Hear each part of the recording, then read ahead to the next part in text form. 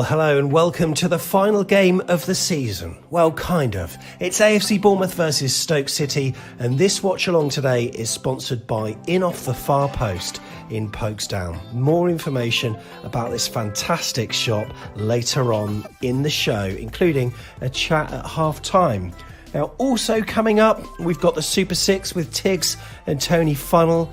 We've got team lineup reactions with myself and Tom Jordan shortly, plus news on our charity fundraiser too. So, how are you watching us today? You know the drill. Tweet us your pictures to AFCB podcast on Twitter and we will get them on. However you're watching us, just take a snap and we'll love to see your watch-along setups. Now remember, you can take part during the show on live chat. The YouTube super chats are open and that helps support the channel and guarantees your message appears on air. We're eternally thankful for all your support that we get, I've got to say. Plus remember, if you want to have your say, then the free-for-all, that's straight after this show. It starts at 2:30. Take part. We cannot wait to hear from you.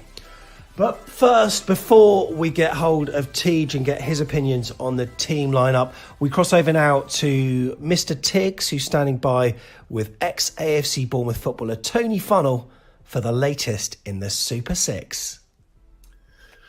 Thank you, Sam, for that. Oh, love a match day, me. And today we've got other games to talk about as well. We've got the Super Six predictions to be made. And as you will know, if you are a regular viewer of Back of the Net, I can't do that on my own because, well, I'm rubbish at it. So I've got the main man here, Tony Funnell. How you doing, Tony? I'm very well. And certainly you're not rubbish at this. You know what you're doing. Well, not as good as you, as we'll find out in a little bit, definitely. We've got some good games today, Tony. Obviously, Bournemouth know their fate already. They're going to be heading into the playoffs, regardless of the result against Stoke. It's kind of nice as well. You've got the Championship season this weekend. We've got the Premier League still yet to finish as well coming up. So we've still got a few rounds of Super Six left, and we'll be keeping a close eye on those. But should we have a look and see how we're getting on in the league at the moment, Tony? Yeah, definitely. Here we go. This is our league table as it stands, Tony. Wowee. Now, regular viewers will know, Tone, that's not the highest position you've held, is it? No, but to be honest, it's not all about me. And as I said, there's quite a few people that could jump up into those top places. It's really close again. Interesting. What went wrong with you this week, Tony? Why weren't you at the top? Yeah, basically, I honestly did. I picked a couple of 1-1 draws, but didn't have the courage and conviction to put them in my bets. I changed it to like either a home win or an away win. I thought, no, I'm not going for draws. If I had got picked a couple of them draws, I would have been in the top 5. Never mind, it's not over yet. I'm going to keep trying every week. It's not over yet, Tony, and we've still got some predictions to make for today, and you never know. It could go really, really well. Should we have a look to see what games we've got? Okay. Right, we're starting off with a Premier League game, which is kicking off very soon. 12:30, not long away at all. So, Leeds against Tottenham Hotspur. What do you think? Yeah, I'm going 2-0 to Spurs. 2-0 Spurs. You got any feelings about who the next Spurs manager might be, Tony? Pochettino's coming back. Oh, okay. No, I did read that today, and I thought I read that today. You've got to be joking. That's not going to happen. No, you can't. No, you can't happen, can it? You can't leave under that kind of cloud. You've got Barnsley against Norwich, Tony. Yeah, I'm going 3-1 to Norwich. Or you think they'll carry on their dominance? I do, yeah. I might go the other way on that one, I think. I'm going to do mine in a sec. We're going to go Bournemouth against Stoke, Tony. Now, that's the game that we'll be watching on the watch-along in a moment. What do you think might happen here? Yeah, I'm going 2-0 to Bournemouth. Yeah, I like that. Jeff will agree with that, definitely. And then we got Swansea against Watford. Yeah, I'm going 2-1 Tony for that. To Watford, Tone? 2-1 to Watford, yeah. Okay. skedaddle down this way, and we've got Derby, and there's placing Sheffield Wednesday. Oh, that is an exciting game. What's going to happen here? I know. I'm going Derby 0, Sheffield Wednesday 1. You wouldn't have predicted that earlier on in the season, would you? No, you wouldn't have done, no. Just shows how it changes. And then you got Cardiff, who were once very much hot on our trail for the playoffs, against Rotherham. How do you think this one will end up, Tone? Yeah, they got a good result last week, Cardiff, and I'm going to go for them this week. 3-1 to Cardiff. Interesting. I think that one might be a little bit closer, Tony, just because of what Rotherham have got on the line there. But who knows? You never know. Obviously, Bournemouth got beaten by Wickham not that long ago, didn't they? Yeah. Golden goal prediction. What time are you thinking? Yeah, 6. 6 minutes. Okay. We're going to go head-to-head with Jeff and submit our entry. Fantastic. Well done. Okay, that's brilliant, Tony. Now, Bournemouth playing Stoke. You've gone for a 2-0 win for Bournemouth. Who do you think the first goal scorer might be? I go for him all the time because I want him to score, because I want him to get confidence. Dominic Solanke. Okay, brilliant. I haven't actually looked to see if sometimes Solanke's playing. So really? Sam, I'm sure you'll tell us, Sam, in a minute if he's not. I think maybe I'm going to go with an Asmir Begovic goal in honour of Mark Travers, Tony. Who did you see this week? I did read it. Yeah. Have you ever been on a pitch when a goalkeeper scored? No. They'd never. You'd probably be marking them, Tone, wouldn't you? They wouldn't be able to get past you. Yeah. So from Tony Fuddle and me, until probably later on. Adios. Thanks so much, Tiggs. And hopefully we'll hear from you at half time as well. Welcome to the Back of the Net watch along. And this one is myself, but who's in the hot seat with me? It's Teach. How are you, mate? Yeah, all good, mate. You? Yeah, very good, very good. Everyone's feeling fairly confident for a Bournemouth win today. And hey, with the team that we've got, maybe we should be. Tom, talk us through what you've seen. Yeah, well, he's gone back to what I would have thought is going to be his team for the playoffs. Hopefully, he's gone with Smithy and Stacey. I think is one that you can always make a kind of case for either. But that's the back four he likes, and obviously goalkeeper Lerma back in with Pearson is the two he always goes with. Billing back in the 10. Obviously Stanislas is out anyway, so it's always going to be Brooks and Arnie and Donnelly in the lines. Yeah, as strong as he could have gone, really, which is nice to see. And I think it'd be interesting to know whether he always had that in mind or if the Wickham result made him think, I've got to, really. Not sure, but I have a feeling he was always, the amount of changes he made for Wickham, I thought he's going to go pretty much full strength for this game because they've still got over a week until the playoffs. We should expect, there's nothing about Stoke that I'm particularly worried about. I don't think they've been great. So let's hope we can go into them playoffs on a good bit of momentum because we need that. I think that's important. I think that, talk about injuries and stuff, but I think momentum's important going into them playoffs. We've seen that previously. So hopefully that's what we'll have after we lost our first ever watch along, just me and you. Mate, there's got to be some stat left that enables us to say we're unbeaten somehow. Yeah, we're unbeaten as a duo when he doesn't make 7 changes. Yeah, that's fine. Then we're all right. Let's go through the Stoke side then. Obviously they provided quite a stern test for us, but it was a junior Stanislas goal late into that game that secured the points for us. But how do you think they're going to be today? It'll be a tough nut to crack, but I don't think they've scored many goals, which you can see in their team, really. I know they've got a few. I don't know a lot about them. Bath's quite an experienced championship player. And then you look at that midfield, Klukas and John Obi Mikel are both really, experienced, kind of hard-working players, but not the most creative going forward. I think Matonda's supposed to be quite quick and nippy, but I don't know an awful lot about them, but I'm pretty sure that they've been pretty organised, but they just lack so many goals. And you look at the team, and without knowing too much, they don't look too creative or anything like that. But they'll probably try and do similar to what Wickham did against us at the end of the day, get a goal and sit on it. Yeah. So it'll be a similar type of game, I would have thought, but they haven't got as much to fight for as Wickham did. So I still like to think with the team we got out, we should be pretty convincing. I'd like to think hopefully a clean sheet and a couple of goals as well. So today's show is sponsored by In Off the Far Post, which is a shop just opposite Folkestone Station. And I tell you what, I went in there yesterday, Tom, and the amount of memorabilia and stuff in there is unbelievable. Have you been there before? Yeah, I have, but not for a while actually. But yeah, it's top. It's like if you're a proper football fan, it's like being a kid and going in Toys R Us or something, isn't it? It's awesome. Yeah, it's really, really cool. So if you haven't been there, definitely check it out, because it took me a while to realise it was there. And you think, oh, blooming, there's one in Folkestone, and there, you see kind of things like that a bit more in London and stuff. But yeah, it's really smart, and they do a really good job there. So definitely check that out. I chatted to the proprietor, Paul Orchard, yesterday. We're going to be showing our chat and some footage inside the shop at halftime. There are people that come over on the ferry from the Isle of Wight and just spend the day there looking through stuff, and then they go home with a load of items. But do check them out. The link is also in the description to all their socials. In Off the Far Post, thank you so much for your support, and I hope in turn you support them. Do follow them on Twitter at In Off the Far Post. Right, Tom, the teams are out today. There's loads of people in chat already. Absolutely fantastic to see you here.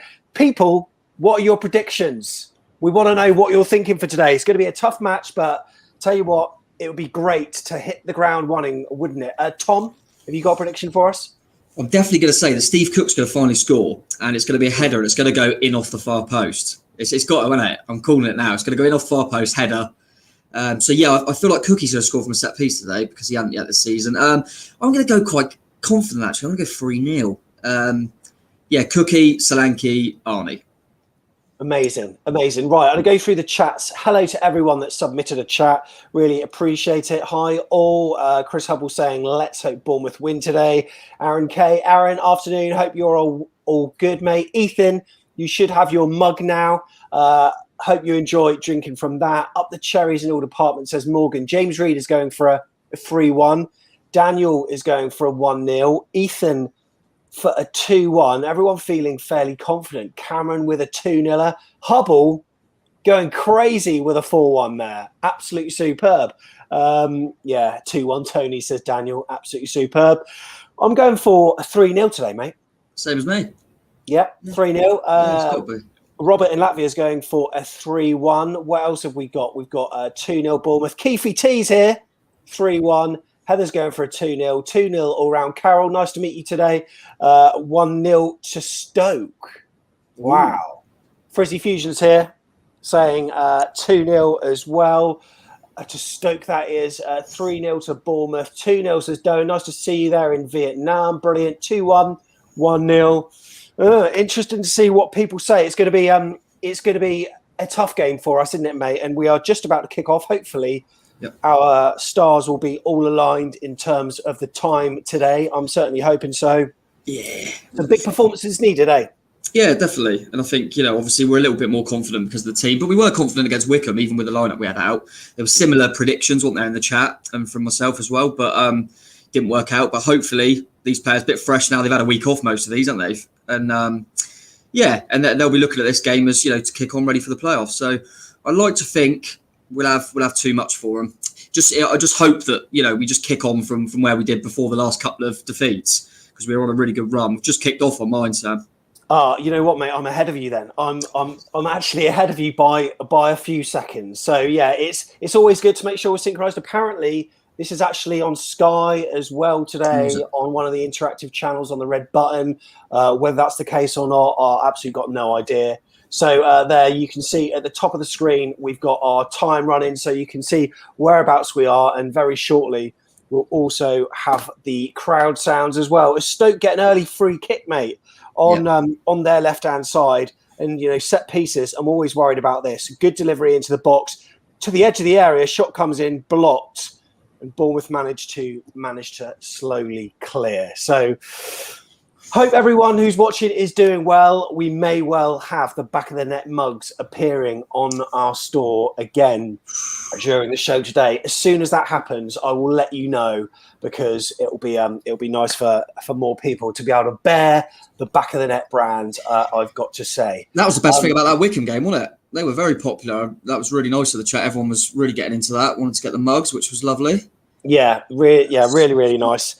And this is it now, mate. This is it. This is where momentum needs to build. So, what did you notice from the team lineups between Swansea and Watford earlier today, mate? it looked like, and I've got a few Watford guys on Twitter and stuff as well from WD18 and all that. It looks like they're kind of giving a few players a go, which I don't blame them. They're up, and you've got to remember, a lot of teams like that that have already got promoted. They think, well, we need to give some of the fringe players a go to see whether we're going to keep them, offer them a new contract, etc. So I know Goz is starting for them, but I think they've made a few changes and are playing some of the more fringe players. And obviously that suits Swansea because they look like they've gone pretty strong. So they might have, beforehand you see Swansea away at Watford and you think they ain't going to win that. And now you look at it and think, well, Swansea got more of a chance there. But it looks like all the other teams in the playoffs have gone similar to ourselves and all gone pretty strong, probably all hoping for the same and trying to get a bit of momentum into the playoffs.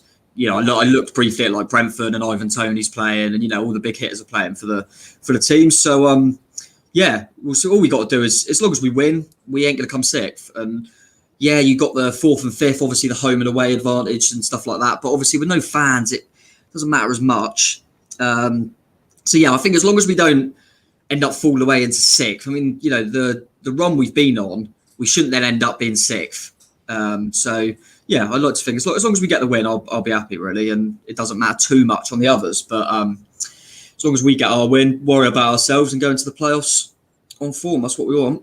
Now, you know the only thing we're missing, Tom, right now? Oh, I know, mate. Here we go. Give it to me. Up the football league, all the way. How we get there, I don't know. How we get there. Come on, lads. Come on, this is it. So we've got the crowd noise to keep us going throughout the match today. We're going to be interacting with you on chat, and remember, you can send us a super chat if you want to help support the channel. What that does is enable us to pay for our monthly subscriptions with StreamYard, and also make it better for next season, because we've got huge plans no matter what league we are in. Right, Stoke have got the ball now on the right flank here, and he just cut inside. Looks like he's taken a long shot, but led to nothing. But it's going to be. It's weird seeing, I thought this the last time I played when Obi Mikel. I remember when he was under Mourinho at Chelsea. He was the neck. Was he like? He was after Makelele, wasn't he? And everyone thought he is like the defensive midfield player in the Premier League. He was one of the best. I thought. I know he's aging now, but bloody hell, sitting at Stoke, kind of bottom half Championship. It's odd, but. But we always looked at this fixture, didn't we, during the season, and we thought, that's going to be a tough one at the end of the season. We don't want to be losing that. Ball around the corner to Dom. Dom's picked it up in the box. Held up well. Yeah, he has held it up well. Nice. That's what he does well. That's what we miss when we don't have Dom, see. Yeah. Surridge always works hard, but you don't have that bringing players in. Is that a foul? It looks like the ref. Oh, I thought the ref gave a free kick, but not the case. And, bloody hell. Oh, that's a booking. That's a booking. Standard booking for Cookie there. And he's got to do it. I think it's one of them that if he gets past him, goes through on goal, everyone's going to go take a yellow there, Cookie. Is it a warning, though? It might even just be a warning. If he don't get a booking for that, that's the most blatant booking I've ever seen. He's not going to get it. I think you may get away with it, mate. I think you may get away with it. And you know what? Sometimes yellow cards, I think he's got away with it. No way. Oh, no. Hang on. Did he just raise it at the end there? He can't get away with that. He's through. He's just killed it. That's got to be a yellow. I think it's got to be a yellow, yeah. I don't like conceding yellows too early. I think he was just raising his hand. Yeah, yellow. He has been, but damn it, never mind. He's just got to be careful, Cookie. You don't imagine that. If he got sent off, he'd be out, wouldn't he? Well, that's the thing. I presume they carry over, right? Yeah, none of you can't get the kind of 5 yellow, 10 yellow thing, I don't think. But obviously a red card's a red card. You miss the next game. This is always a concern. So early in the game as well. That was so blatant, but kind of had to, didn't he? Did it, and they always look worse when it's at pace. Yeah, always. If he'd been dawdling, it would have been absolutely fine. But he wasn't. He's a fast player, and now Stoke have got a corner between the north stand and the east stand here, and can't wait to be back in there, mate. Can't wait. I cannot wait, and we'll talk about the integrity of the playoffs a bit later on, because obviously. The Welsh government are looking at making Swansea's playoff as maybe a pilot event, which the corners come to nothing, by the way. Yeah. But that would be awful, wouldn't it? Yeah, I just can't see it being allowed. You can't have 4 teams in the playoffs with one of the teams having a massive advantage. You can talk about it. I appreciate that obviously they're Wales and they might have different laws in their, in their government. But for footballing terms, it's the integrity of the competition. You just can't be done. You can't have one team having supporters and the others not. So I can't see them allowing that at all. But I know it was talked about a little bit. But yeah, it wouldn't be fair at all. I love the fact that people are tuning in. Dave Watkins, hello all. Once again, I can't see the matches. I'm too tight to pay a tenner. So it's you two and Jeff Stelling. Dave Watkins, absolutely legend. Question for you here from Harry, Tom. Would you rather play Brentford in the final, or would you rather someone beat Brentford in the semis and have the confidence of beating the favourites? Oh, it's a shot there from Phil Bill. Wow, the ball's cut back. We'll get to that question in a moment. We promise we'll come back to it. But Dan Juma and Billing combining well there, Tom. Yeah, Arnie, usual, down the left-hand side. Instead of trying to cut in, he just pulled it back, saw Billing, edge of the box, like he does so well, arriving late, kind of on the penalty spot. He's done the right thing, hit it first time with his left foot, and to be fair to the defender, it's got a foot in, it could have easily deflected in. It just went wide.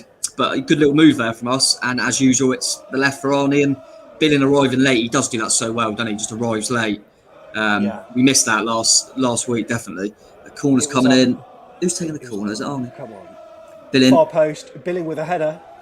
But another corner. So it's going to go for another corner. Yeah, it's gone for another corner. It's coming now, Cookie header. Cookie header's coming. It was Bath with the block for Stoke, and like you say, I mean, it was a low shot, it was very controlled shot, wasn't it? He didn't absolutely smash it, and yeah, had it not been for that touch, I think the keeper would have gone. Let's see what we can do with this corner then. 8 minutes gone. Come on, you Reds. Oh, blooming heck. Just seen in the chat, Rotherham are 1 up at Cardiff. Massive survival day, isn't it? Oh, wow. Oh, who had that header? I think it was Big Jeff. Was it Big Jeff? Bloody hell. A header came in and it just went wide of the post. Corner from David Brooks. In swung on his left foot. Jeff Lerma with the header, was it? Yeah, it was Jeff. He's done really well to get up, but it's just... and Cookie behind him. Cookie would have headed that if Jeff didn't. And you know what? That much wide of the far stick. I'll tell you what, we've obviously, I think rightly so, criticised our set pieces. So it's only fair to say that was a hell of a corner from Brooksy. Be nice if we suddenly get our corners right, wouldn't it, going into the playoffs? But that was, I can't remember having such a good corner this season. So really good ball, right on the money that was. And if only we had Mark Travers in the box.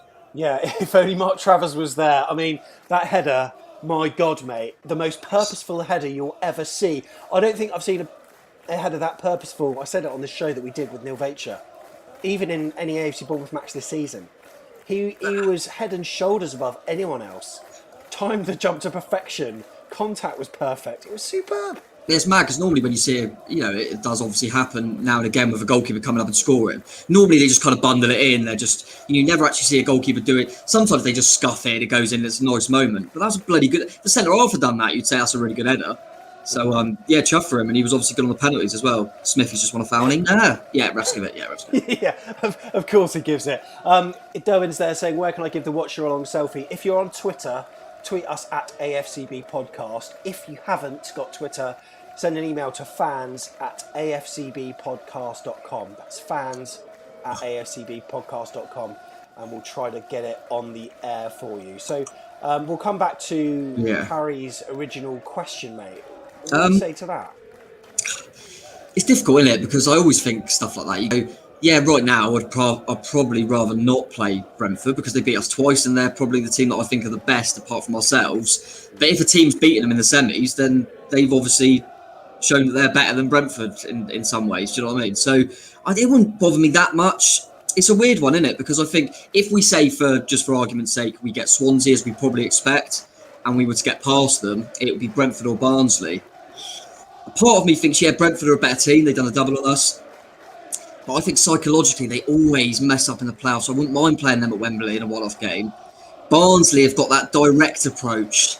I worry about us from balls in the box sometimes, you see. So I don't think I'll be overly concerned with either. I think if I had to say it, I'd probably slightly rather play Barnsley than Brentford, just because I think we'd have too much quality. I mean, if you think about it, even when we lost to Barnsley, we scored a couple, didn't we? 3-2, and then we hit 4 against them. We've shown that we can score goals against Barnsley. Yeah, that's right. We'd only have to sort out set pieces and things like that, which will drive into them if we're going into a final. So just about, but I wouldn't be overly fussed either way, to be honest. Derby going down, by the way, at the moment. Well, that would be amazing. What? what we'll be relying on today is, Daniel in Florida, who's on chat. We love your score updates. He's quicker than Sky Sports itself. So Daniel, as soon as you get an update, let us know. We'll get a live league table on screen as well, so we can keep up to date with all the connotations of what's going on. Big shout out to Dave King, dropped the mug off earlier for Ethan, ordered by Gemma. Dave King, great to chat all things AFCB with you briefly, mate. And remember that Keith Miller interview with Neil Vacher is tomorrow at 8. And I think you'll enjoy it. The charting the 1971 promotion. Also, Helen as well. Brilliant to see you. Brilliant to chat as well. And Dan Juba. And it was peeing it down earlier. I got soaked. Oh yeah, you were postman Pat earlier, weren't you? Doing the old postman Pat. Yeah, I forgot about that. I loved it, mate. I loved it. It was really nice to chat to to a load of people. I chatted to Jane for a bit. He was brilliant over in sort of Southbourne way, and I didn't know kind of how old she was. I don't know who's who's ordered, and we've got you just see the names and stuff. Yeah, we've got a demographic which is unbelievable. That is so diverse, and it was just great to chat to so many people. Like, really, really enjoyed it.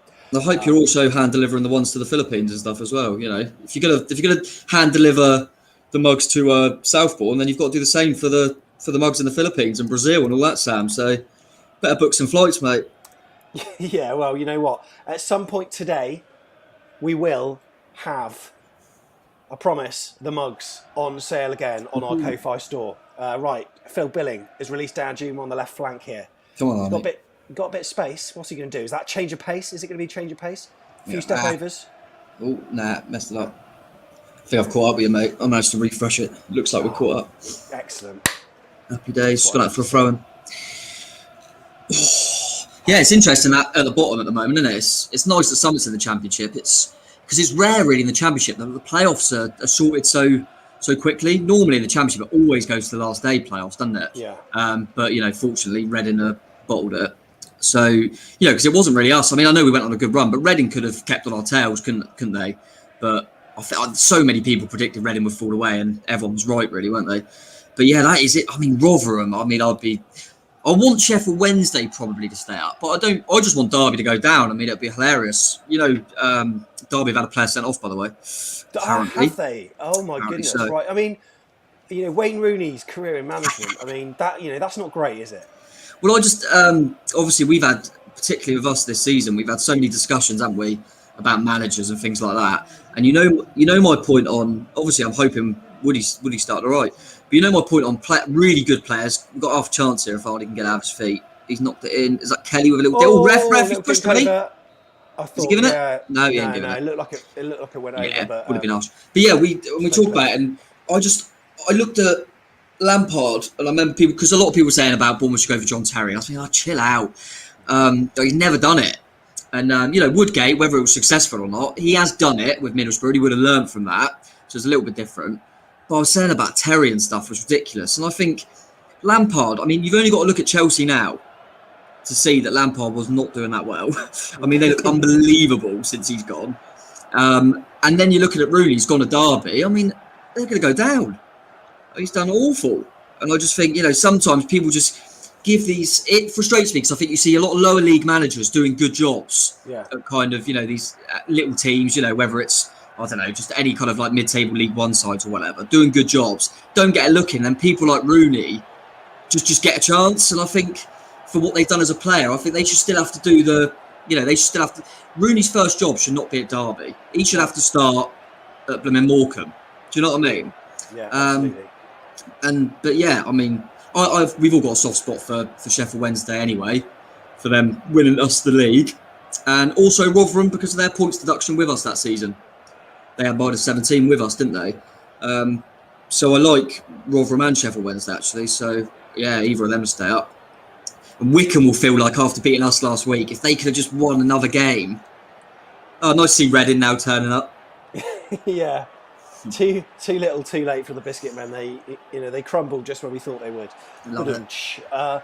Right, great to see so many people on chat from all of the different locations around the world. Later on, we will be doing a a chance for you to let us know where you are, but not just yet, because we need to concentrate on what's going on. I want us to go 1-0 up here. Ethan, so sorry to miss you, mate. Yeah, I handed the mug to Dave. It's a brand new version of the mug, and I've got some news that we will have them on sale today at some point during this show. We're ordering some more. And when I say there's a new version, this logo is so much bigger. Look at it, mate. I think that was a nice touch, that as well, mate. Not releasing that, just say it, because it does look good, doesn't it? It does look good. Oh! Look at that. Beautiful, mate. This one's empty. Did Has Lucy managed to get one yet and kept it safe? You know, we all heard about her smashing her previous one. She was on the list, so yeah, I've hand delivered it today. So I did about 7 today, and I did Jane, I did Charlie, I did Dave, I did Carol. It was really nice. Don't to see stop, Carol. do you? Don't stop. Oh, mate, Live and breathe it. And like I say, it's just like so nice to actually meet the faces of the people that. Like always on chat each week. Ball is the box keeps going. Yeah, no, it'd be nice, like you say, because of not being able to go and stuff like that. We've almost like made this community, and there's so many people. Obviously, I've managed to see a few when we've played a bit of football and things like that. But you see all these names, you feel like you know them, but you've never even met them. It's going to be really nice, I think, going back to that next season. And hopefully, meeting some people out and about. Yeah, it'd be really good. It'd be really, really good. Scott, he's already got a mug. He's not. He needs another one. I love that. He wants the new improved version with the bigger He's logo. ready. I mean, He's to ready. be fair, I like them both because this kind of showcases the logo a little bit more. But then I also like the understated nature of the other one. So, Terry Nichols wants a mug. Yeah, we'll get you. And James, happy to be hand delivering them, mate. The cat himself, isn't it? He scored a worldie, didn't he, James? Can believe it. Yeah, for anyone who doesn't know, we played. James was in goal. And then I went in goal for a little bit and let James go out and pumped the ball up to him, played him as like a target man, didn't we? Scored a lovely goal, James. You know what? Okay, so, in Off the Far Post, this show is kindly sponsored by In Off the Far Post. And you go into that shop, right? And like you said, Tom, it's like a bloody toy shop. Yeah. It's like there's so much to look at. There's shirts, there's memorabilia, there's old programmes, there's football comics. And I really wanted to say to him, because we were just like browsing through some things and there was the Royal Rovers, and I really wanted to say, that's just Royal Rovers stuff, but I didn't. Yeah. It just gone really well. But old programmes, Shoot magazines, lots of collectibles, mate. So much. There's like signed shirts, there's all sorts. And I saw the boots, Fletcher's bloody boots, the ones that he played in against Grimsby. And I've seen the boot that scored that goal, the right footage. Unbelievable. At half time, we'll be showing it. So they've got all sorts of amazing memorabilia there. And Paul Orchard, the proprietor, wants to put our mugs in his shop as well. Yeah. In amongst the Champions League programmes and all the kind of world famous stuff. You know what, Paul? Champions League programme getting propped up by a back of the net mug. That's what you need, isn't it? That's what you need. Paul, but yeah, no, it's brilliant. It's brilliant. We'll sort that for you. And there's 105 people on this chat at the moment. What I can say is just find In Off the Far Post on Facebook. They're on Twitter. We'll pop the link below. They're just opposite Folkestone Station. You've got to go in there. There's something that'll interest you, and they've got so much amazing stuff. And it was great to chat to him and the boys. But Tom, corner. We can also say, yes, there's over 100 people in the chat and there's only 3 likes. So get onto that, people. All into the box. Oh, what is that? We're back to our corners. What was that? It's going out for a throw-in. Oh, nearly. I think he forgot that Woodgate doesn't play anymore. He's aimed for him there, hasn't he? He was aiming for Woodgate back stick. What was that? Yeah. But yeah, give us a little like, people. It gets us. It's all the algorithm stuff, isn't it? It gets it shown to more people, so it's always handy. Yeah. So make sure you give us a like. We've got Andrew Corbin, who's keeping track of the likes. He's a like man. We've switched it to above me this week. We're going for 150 likes, and if you can, that would be really appreciated because it really helps us be seen and also grow as well. As Tom takes a slurp from his mug. I would do the same, but I'm out of drink at the moment, mate, so I'll have to wait till half time to get mine. Yeah, it's always weird when it's the amount of. I want to have to look because it feels like we've done. We've done quite a few watch-alongs, you and I, And they're always different times because this season I think we've had like 5:30s, 7:45s, 8s, 3, 12:30, 12. Yeah. I can't get my head around it. All these different kickoff times. I got up this morning and thought, we've got a game soon. It's one thing I find really weird about football is on a Saturday at 3:00 match. My match day starts really early. I get into a routine really early doors. Whereas I wouldn't be able to do that routine on a Tuesday night 7:45 p.m. game. It's like so much more rushed, and sometimes I'm still at home at like 6:30. Yeah. For a match that starts in 75 minutes time. Whereas on a Saturday, I'll be out the door. I mean, sometimes I like having a drink or two. I'll catch the bus. I'll get into Parkstone, kind of near where I live. I think everyone has that 3:00 routine, don't they? I love it. Yeah, I love it, mate. I can't wait to get back to it, mate. I honestly cannot wait to get back. And you know what? The football's incidental. It doesn't really matter what happens on our first game back. I don't care what division we're in. I don't care who we're playing. I don't even care if we lose the match. I just want to socialise with people again. And always pop up in the 1910 bar. Creative Inspiration says, I'll be proper starstruck when I get my... Mate, you're going to be signing programmes. Give over. We're just normal people. Come on. No, speak for yourself. Speak for yourself. Speak for yourself, Sam. Chat to JT, mate. Honestly. I'm gonna wear some shades and try and keep my head down a little bit, but I've got time for fans. I've always got time for the fans. You're the kind of person like with Gavin and Stacey where they walk through like the airport. You put the shades on, feel like celebrities when you come out. Yeah, I know. Oh, absolutely, mate. Love it. Cool. So we'll let you know as soon as those mugs will be going on because we're going to be placing an order and getting some more out. Go on, then. Right, here we go. What's happening? That's a free kick. Not a lot going on there. Bit of a, as you expect, Cardiff, 20 minutes in, it's a bit of a kind of nothing game, and you can see that. We're going to have most of the ball, like we expect from a Stoke side. They're quite hard to break down. We have got to stay patient. We've got to stay a bit patient and not let anything in the other end for them to hold on to, really. I agree, Aaron. See that on the chat there. Yeah, you know what, Aaron, and we can't wait to see you too. It's brilliant to sort of meet so many people. I mean, I've met a number of people through this during lockdown. I've actually met them in real life, so to speak. People that I would have never met otherwise. And what I'm hoping is this translates to a match day where after the match, I'm stood outside the 1910 bar with my little mic, which is down there somewhere. And I chat away to people and just do mini interviews. We might change how that's done next season. I don't know, but we'll be doing it.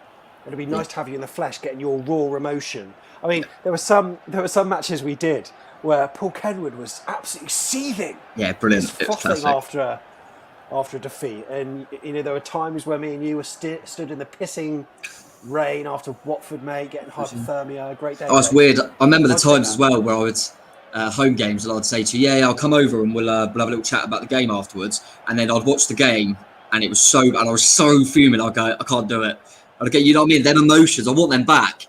But I think now we've kind of created that community, like saying everyone kind of feels like they know each other, feel comfortable. It'll be really, really popular after the game and that. And because even if there's someone talking, that you can all mingle and just chat and wait for you. You know what I mean? Wait for you to have a go on the mic and stuff like that, and go in the bar. So it'd be nice. I think it'll be really nice. And met a few people now, which is good. So we saw old Hensman in the week, didn't we? Steve Hensman. I tell you what, anyone knows Steve Hensman? Solid centre half. And he's proper Cameron Carter-Vickers, Hensman. I'm telling you. Cameron Carter-Vickers, yeah, he is. Mate, Fantasy League, have you got Son? No, I haven't got Son. Who scored for Leeds? I've got Dallas for Leeds, and I've got Harry Kane, obviously, for Tottenham. But yeah, so I've got one in each for that. But I don't want Tottenham. I hate Tottenham and I hate Leeds, so I hate that game. Bloody hell, Barnsley beating Norwich. So would that mean we're sixth at the moment? We're playing Brentford as it stands. Yeah, that's the worry. Is because of last week, we've given Barnsley a bit of a chance there. But we're lucky. Barnsley. Oh, Dallas scored for Leeds apparently. That's a result. It was Barnsley messed up last week as well, didn't they, against Preston? So we're lucky with that. But listen, it's still in our own hands because all we got to do is win. If we win, we ain't playing Brentford. Yeah, and we'd only have ourselves to blame. So Bournemouth at the moment playing 2 home games in a row as it stands, because we'd be welcoming Brentford next, then we'd be travelling to their place where arguably we actually played better at their place.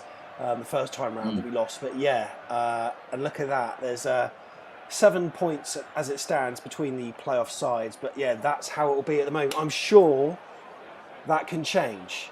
I hope so. I still think it was, but they've got half chance here on the edge. We're going to get rid of it. Or shot. Oh, good save by Begovic down to his right low. Decent save, and he's going for a quick kick. Norwich have pulled one back. Get in there, Norwich. Love Norwich. Always liked them. Come on. But the weird thing is, I don't know if you take them in isolation, then Brentford games, because obviously we lost to Brentford twice. That's the facts.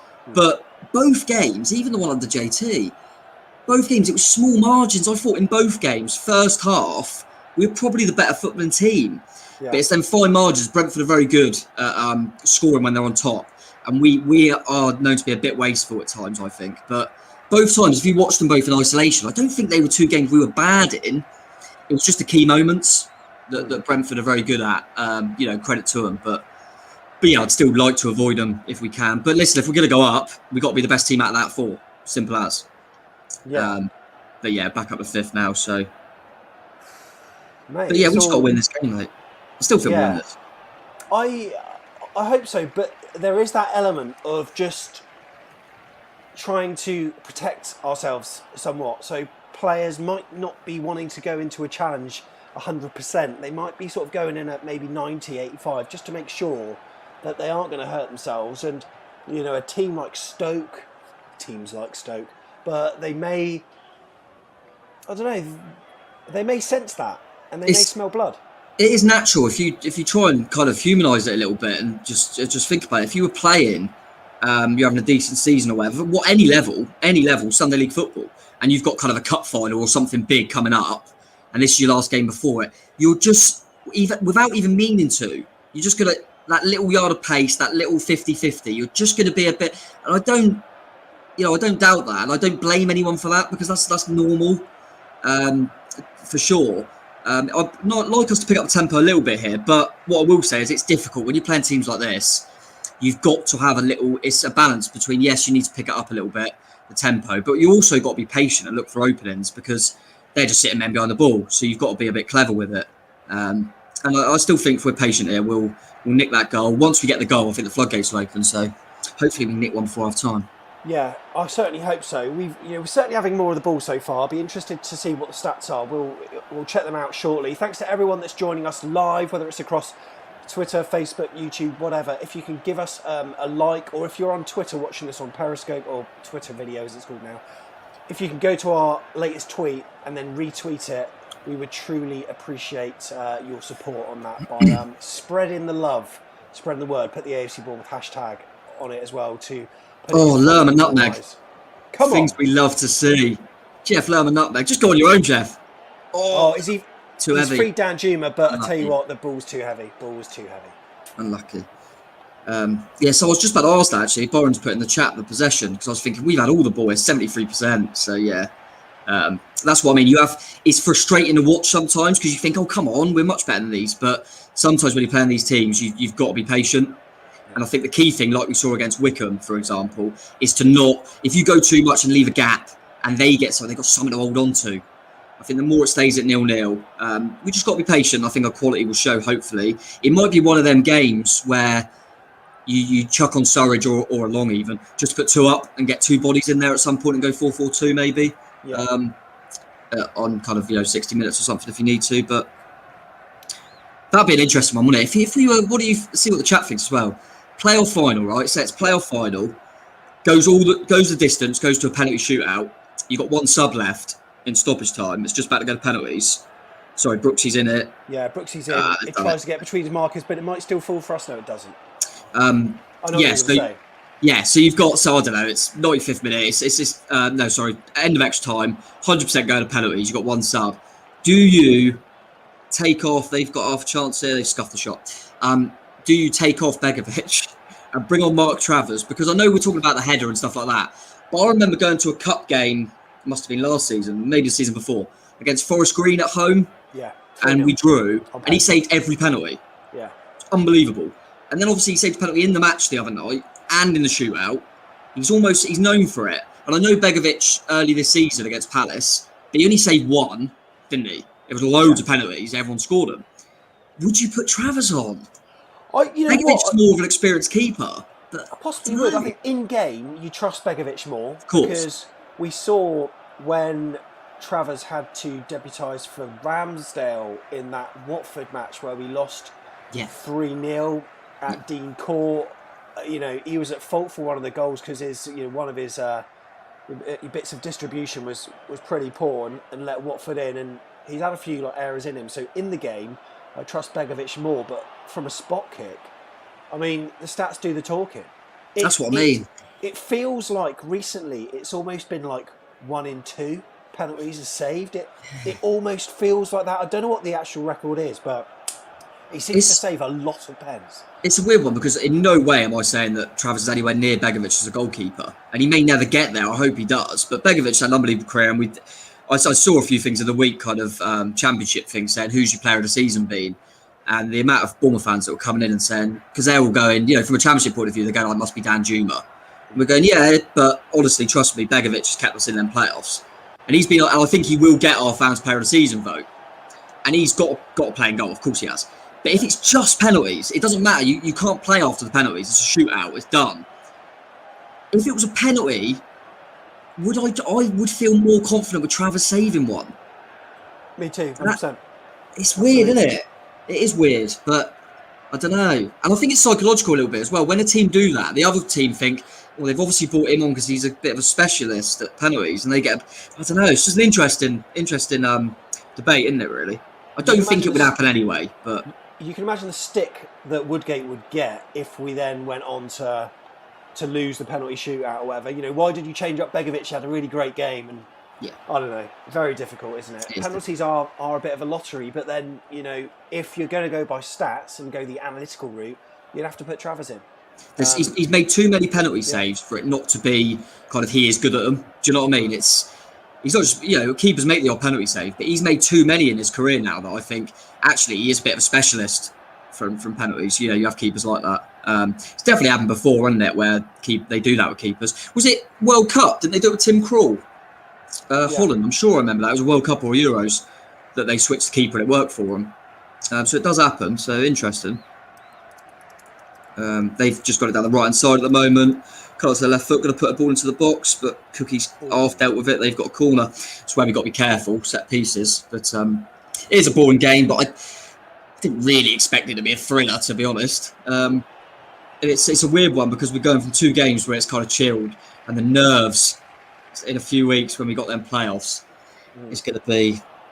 I don't know, when we're in like a game like that, I always think, can't it just be comfortable? I can't cope with the nerves. And then when it's a game like this, I think, I'm a bit bored. I want it to be like, I want it to mean something. But they've got a corner now. Got to be careful for this one. Just approaching 35 minutes gone here at the moment, and Stoke corner between the main stand and the north stand here. I don't know whether it's going to be whipped in with an outswinger or an in-swinger, but looks like it's going to be an outswinger with the left boot. Let's see what we got here. Oh God, this always this nerves me. That's why. Goal, 1-0 Stoke. Stoke have scored. Corner, as usual. Kind of bundled in left foot. They all seem to be going mental, so I wonder if the player's scored his first goal or something. They're all going over to him. Again, it's set piece, crossing the box. Which, going into them playoffs, now I'm starting to think, you know what, maybe the team you want to avoid is Barnsley, because we can't cope with balls in the box. We've got our main lads out there today as well. Lerma scuffs it at the first clearance. That's what it is. Lerma's kind of front post. It's not a great corner. And Lerma's just got to boot it out. It's bounced just in front of him and he's completely scuffed it. And their players swiveled and good finish, to be fair. But just not organised from a set piece. And I think that would... Yeah, and that's what we said. We've had, like we said, over 70% possession. But it's what happens. We always look like we're going to concede a goal. That's my concern going into the playoffs. And you know what? It's almost becoming, lots of people know that that's the case now. It's not some kind of secret. It seems to be known within the Championship how poor we are at set pieces. So, I mean, even if your team's like Brentford, if we were to play them in the semi-final or whatever, you would just lump it forward if you're needing to score a goal quickly. Like they can play it on the deck. I'm sure they're very good at set pieces as well. We've got a chance to get back on the score sheet now with a David Brooks corner. Let's see if it's a better delivery. Doesn't clear the first man, goes out for another corner. Just typical AFCB, says Stu Cowan. Wow. I said it. What game was it? Was it Millwall we won 4-1, Sam? That was the 4-1, wasn't it? Yeah. And that was a game we were... Obviously, the game was won. But I said, even when the game is won, and it was the easiest game of the season, it was so comfortable, played some really good football, we still concede a stupid goal. That's just not a good sign, in my opinion. That's a better corner. They've had it out. It's just... That's my concern going into these playoffs. It's just this silly goals that we're conceding.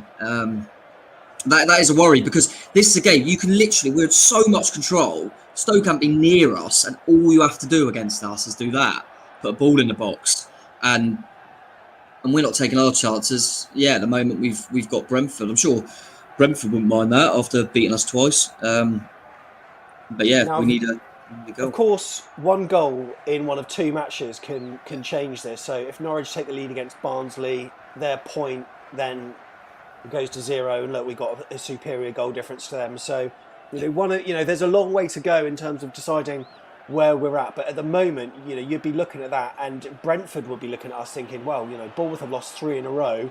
They'll smell blood and they'll feel so confident going into that. But then maybe that could be a good thing. Maybe it could be a bit of overconfidence. It's all mind games at this stage of the season, isn't it, Tom? Yeah, you can look at it so many ways. I think I said it the other day. You can look at that stat that never has all 3 teams come down from the Premier League and all gone up together.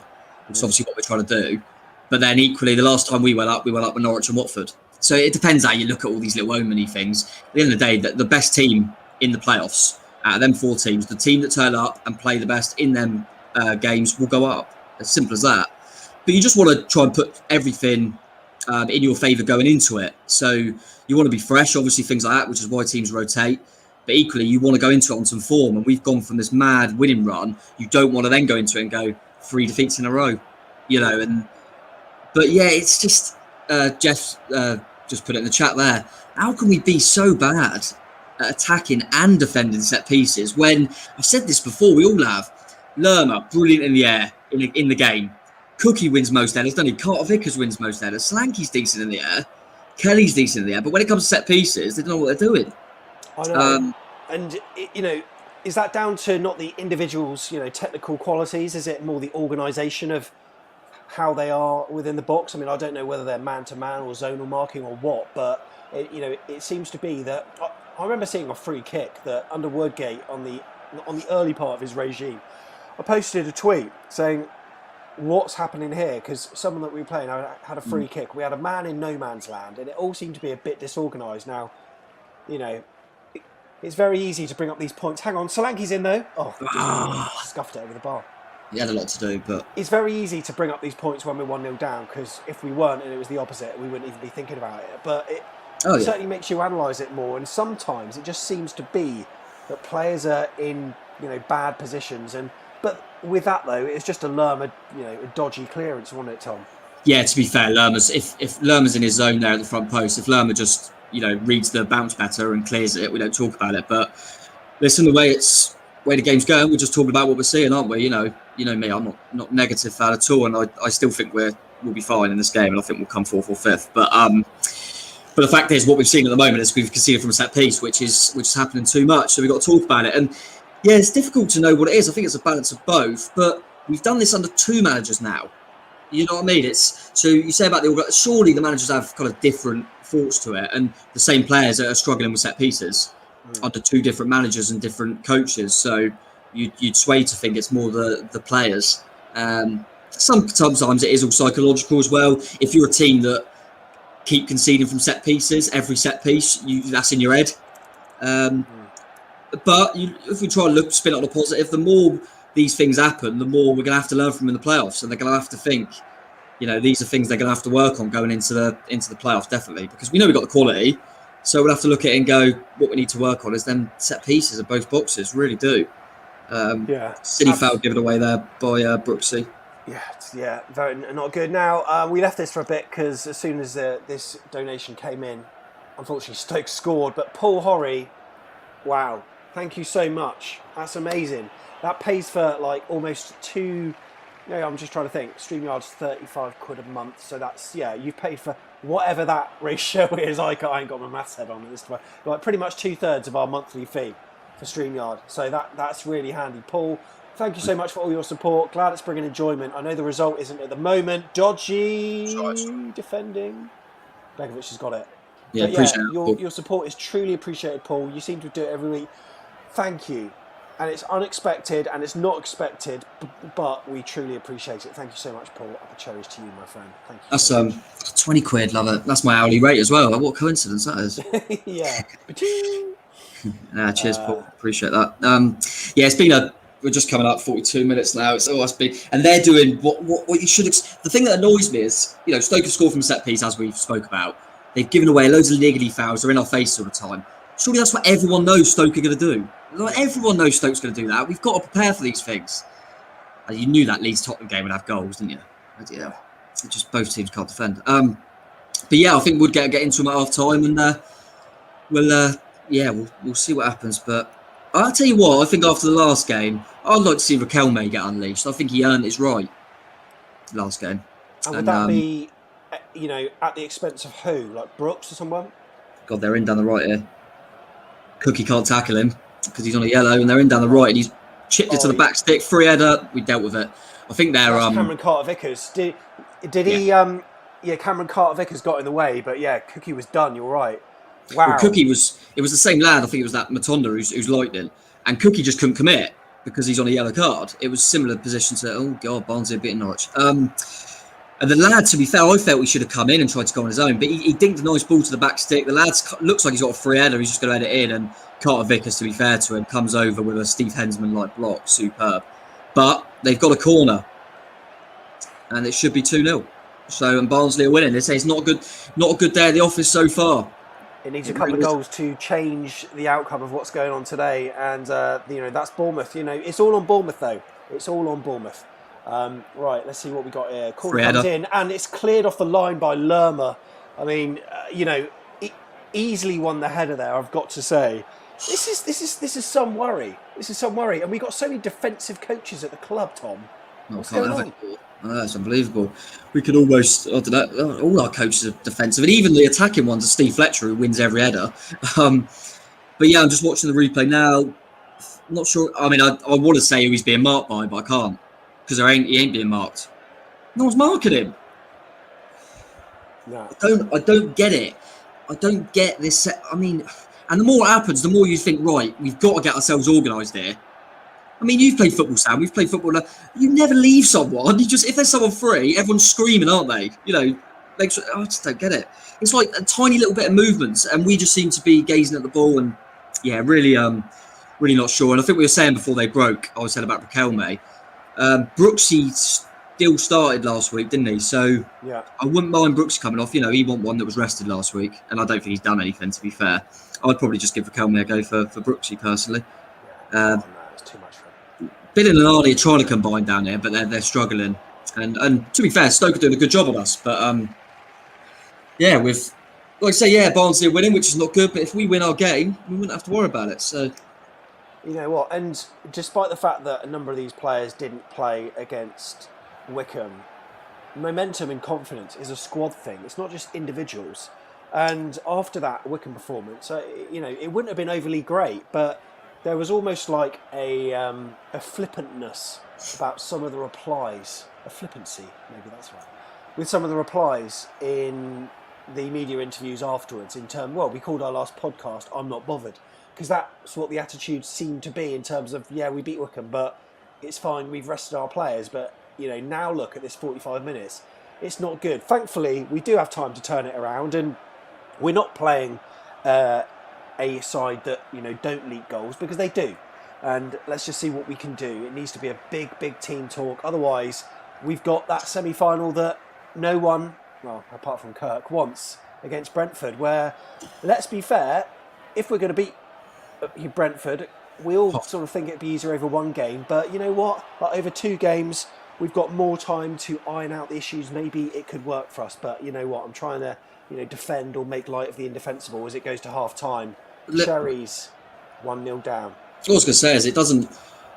we answer these questions because it's good debate and it's good to talk about who you'd rather play, and you look at the pros and cons, because that's what football's all about, and everyone has opinions. But the fact of the matter is, play like we have this half, we won't beat any of them teams. We won't beat any of them, and we won't get in the final. Play like we know we can play, we'll beat them all. So it depends what Bournemouth turn up. Thing is frustrating at the moment. I feel for Woodgate, because when you're in that situation, it's very difficult, because you don't rest players and someone gets injured, everyone says, why didn't you rest players? You rest players and you lose, everyone says, why did you rest players? It is a no-win, but that's what he's paid for. That's his job. He's the manager. It's not. We can all debate it. That's what he earns his money for, making them decisions. And he's rested players last week. He's brought them back in today. If we go into them playoffs, 3 defeats in a row, he's going to be asked the questions. Your team selections in the last 2 were bizarre. And he's got to accept that, because the results haven't been there. We come back in the second half and win 2-1. He's fine, and that's what he's got. That's what he's paid to do. And it's a difficult decision, but that's why he's the manager. But we've got 45 minutes to go and get 2 goals against Stoke at home. We're more than capable. We are more than capable. Morgan says we have to come out and show some fight and be ready to be motivated. Yeah, I've got to say, Harry Mogg says, I'm not scared of Brentford. Well, based on this performance, I would be absolutely scared. We have to raise our game, says Andrew. But he does say, I think we'll be okay against Brentford. It's our strategy to beat Brentford over 2 legs, he says. Scary. Keefy T, thank you so much for your super chat. The mental toughness has been a feature of our squad in the last 3 seasons. Yeah, Stoke, very solid at the back, says Andrew Ripper. Keith, thank you so much, mate. Really appreciate that. You're an absolute star. And yeah, I'll tell you what, Sam, difficult to break down. We mentioned it against Wycombe. We said about the teams that are probably going to go down, and any of the 3 to go down now, how much we struggled against them sort of teams. Stoke are a similar sort of team. We struggled against them sort of teams. And the more I look, I'm trying to spin it onto a positive. But we definitely look worse when we play these type of teams. In the playoffs, we ain't going to play these type of teams as much. Do you know what I mean? And so weirdly, you can look at it from another point of view and go, well, actually, I'd rather play a footballing team like Brentford, because we're struggling with teams like this. Do we really want a Barnsley or someone who are going to be? So you can look at it whatever way, but the fact of the matter is we've got to show a bit more. I kind of allow a little bit today, in the sense that it is difficult, because it doesn't mean anything really. But they've got to show a bit of pride second half and say, you know what, we're in the playoffs for a reason. We'll show Stoke that we're a better footballing team. But I'm still confident. We'll win this. Good man, good man. Tiggs and Tony Funnell are going to be with us for a bit of a wrap-up about the playoffs, actually, because they're standing by and we'll be bringing them in shortly. But on this show, this watch-along, we are sponsored very kindly by In Off the Far Post in Folkestone. And only yesterday, I went and checked out more about this excellent, excellent shop. So I'm here at In Off the Far Post with Paul Orchard. Paul, how are you? I'm very good. You? Yeah, very good. And you're the owner stroke keeper of this establishment, is that right? It's more like a museum, isn't it, than a shop. Well, I've just been looking around and it's unbelievable the amount of stuff you've got. I mean, can you explain to people that are watching the kind of memorabilia that you got here? Everything from programmes to pictures to shirts, books, cards, badges, old games, lots of Subbuteo, Roy the Rovers magazines, comics, also it's just everything to do with football. We try and get a little bit in the shop. And one of the things that you showed me earlier that we're just going to put on your screen now are a pair of boots that many of Bournemouth fans would love to have. Explain whose boots they are and what was the moment. They're Steve Fletcher's boots from the moment he scored the goal against Grimsby that kept Bournemouth in the Football League. So we've got them hung up in the office. They're not ours, they're a customer's, but he doesn't want to part with them. Wow. So yeah, they are an amazing bit of Bournemouth history. Brilliant. And whereabouts are you located? Folkestone, right opposite Folkestone Station. So on away days we get full of the away fans, so it's brilliant. Just need people to get back to football. Then so next season you're obviously looking forward to welcoming fans back, because on a Saturday afternoon it's brilliant. They're going to be piling in. Hopefully it's Premier League football as well, because we get a lot of London clubs in. Tottenham fans are great, Arsenal, West Ham, so it'd be great if Bournemouth are back in the Premier League. Yeah, absolutely superb. And what hours are you open? We're closed on a Sunday and Monday, but we're open 10 till 5 Tuesday to Saturday. Do you find many people just come and have a look around and don't actually purchase anything? Yeah, there's loads. Yeah, lots of people. We have several guys we have one guy that comes over from the Isle of Wight. He'll come in at about 11. He goes through everything we have, buys a big bundle of stuff, and then goes back on the ferry home. But he leaves about 4:30. So, yeah, lots of people come in just to look. Yeah. And how did you find things during COVID? Because it wasn't a particularly good time for you, especially at the start, right? Brutal. The whole thing, nothing changed for us. Every bill stayed exactly the same. The rent, insurance, everything. Everybody still wanted to be paid. So all the money we got from the government has just made sure we're still here a year later. Yeah. So hopefully this year, and we get football fans back in August, we'll be all right. Well, brilliant. Well, I hope you enjoy the footage that you've seen today. Enjoy the second half of the match. Fingers crossed Bournemouth can get the 3 points. And do check out In Off the Far Post. And that's In Off the Far Post, who are sponsoring today's show. Amazing. Thank you so much for the support. And do make sure you check them out. Now, get your 5-word match reports in. We're going to be going through them very, very shortly. And, what do we need to do? Do we need to make any changes? We'll be going through all of the chats very, very shortly indeed.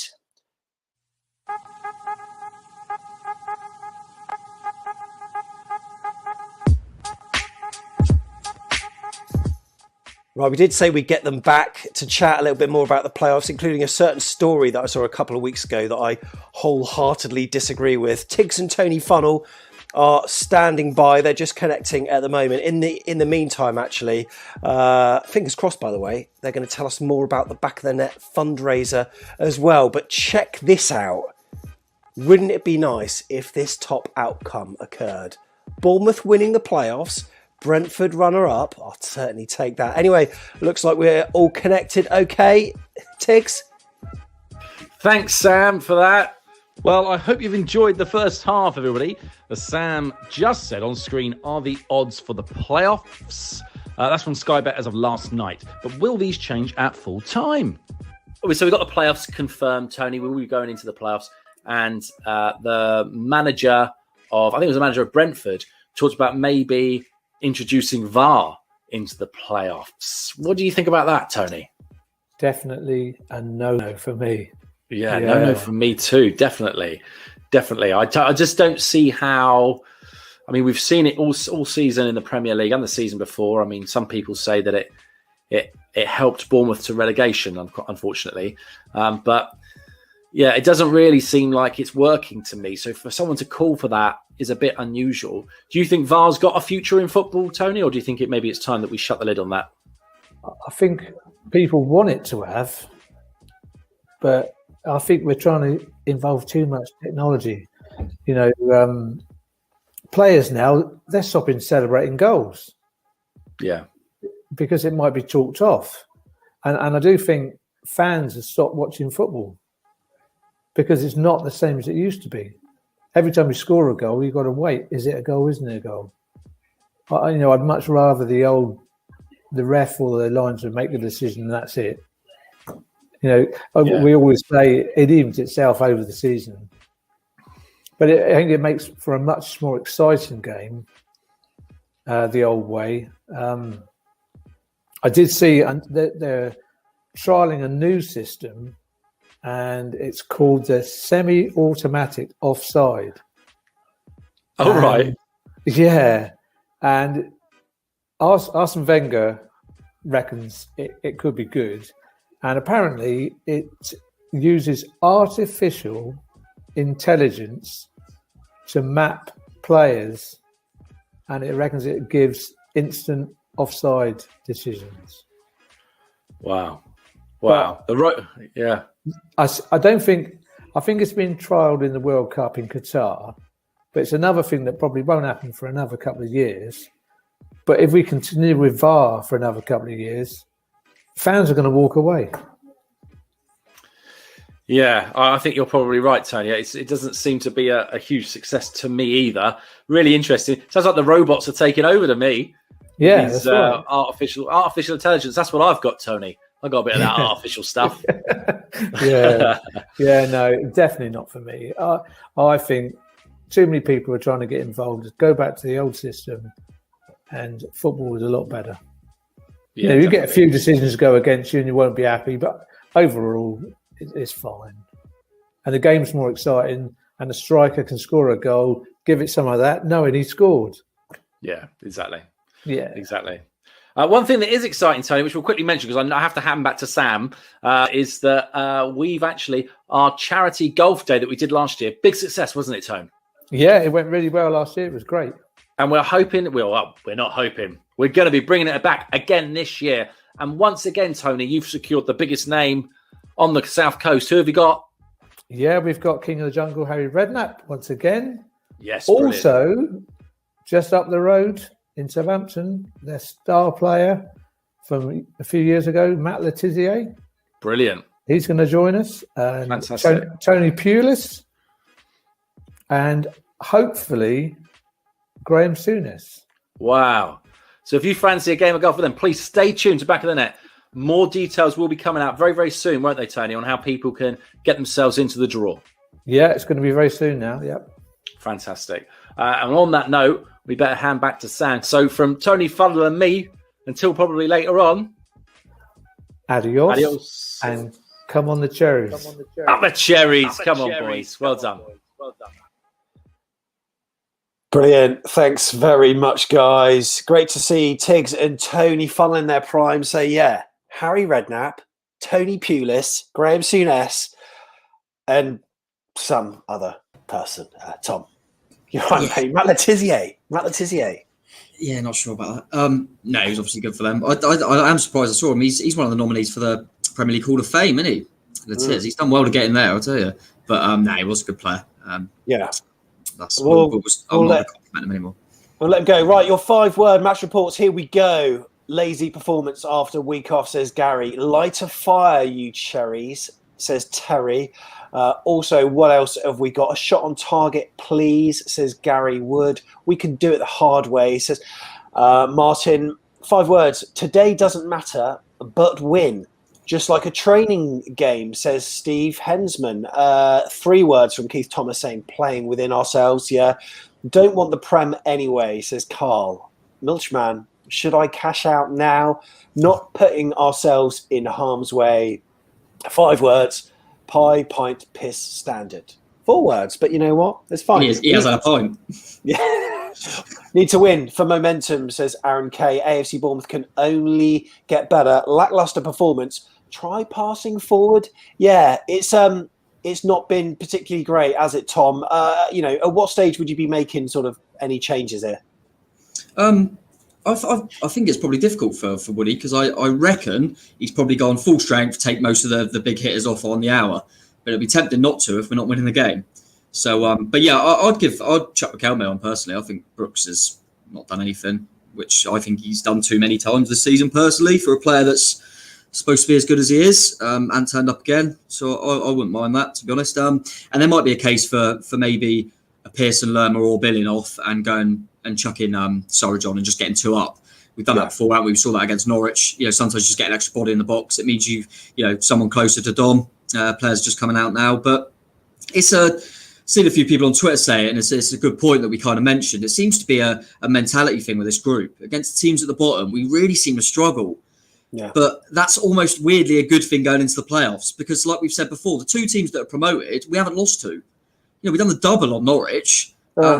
So, yeah, Brentford aside, obviously, but we seem to get ourselves, and we still didn't play that badly in them games. So we seem to get ourselves up for it when it matters. So that's a good thing. But, yeah, I'd still like to think that, well, now it does matter because at the moment we've dropped in the 6th and you don't want to do that. You don't want to drop. You don't want to lose 3 on the bounce. You don't want to play yourselves out of form going to the playoffs. So, at least it means that it's a big half ahead, really, because they've got to improve. Just see the players come out now and I haven't noticed any changes. No, not seeing any changes just yet. So all looks the same. Now, we will be getting your watch-along setups on the screen throughout the second half. We've had loads of notifications through on Twitter, so we'll be checking that out. But before I do so, tomorrow, 8 p.m, we've got an interview with Keith Miller, who was a star of AFC Bournemouth's first ever promotion back in the 1970-71 campaign. We've got a book to give away, mate. We've got a book. And you know what? It's in the AFC Bournemouth bag. And this book is Neil Vacher's book. It's called Goal Along with the Cherries, which charts that very campaign. And I've got to say, it's a bloody weighty book. Yeah. And it's so good, this thing. It's got so much information about that campaign. I don't know how many pages it is, but it's 244 pages, this bad boy. Absolute beaut, got to say. And if you want it, we've just kicked off, by the way, then we will be giving it away. The link is at the bottom of your screen. So if you want to open a new tab of your browser right now, just go to afcbpodcast.com/book in order to see the tweet, and then just like the tweet for chance to win a copy of this Goal Along with the Cherries. Right, an improved half needed, Tom. Much definitely improved, eh?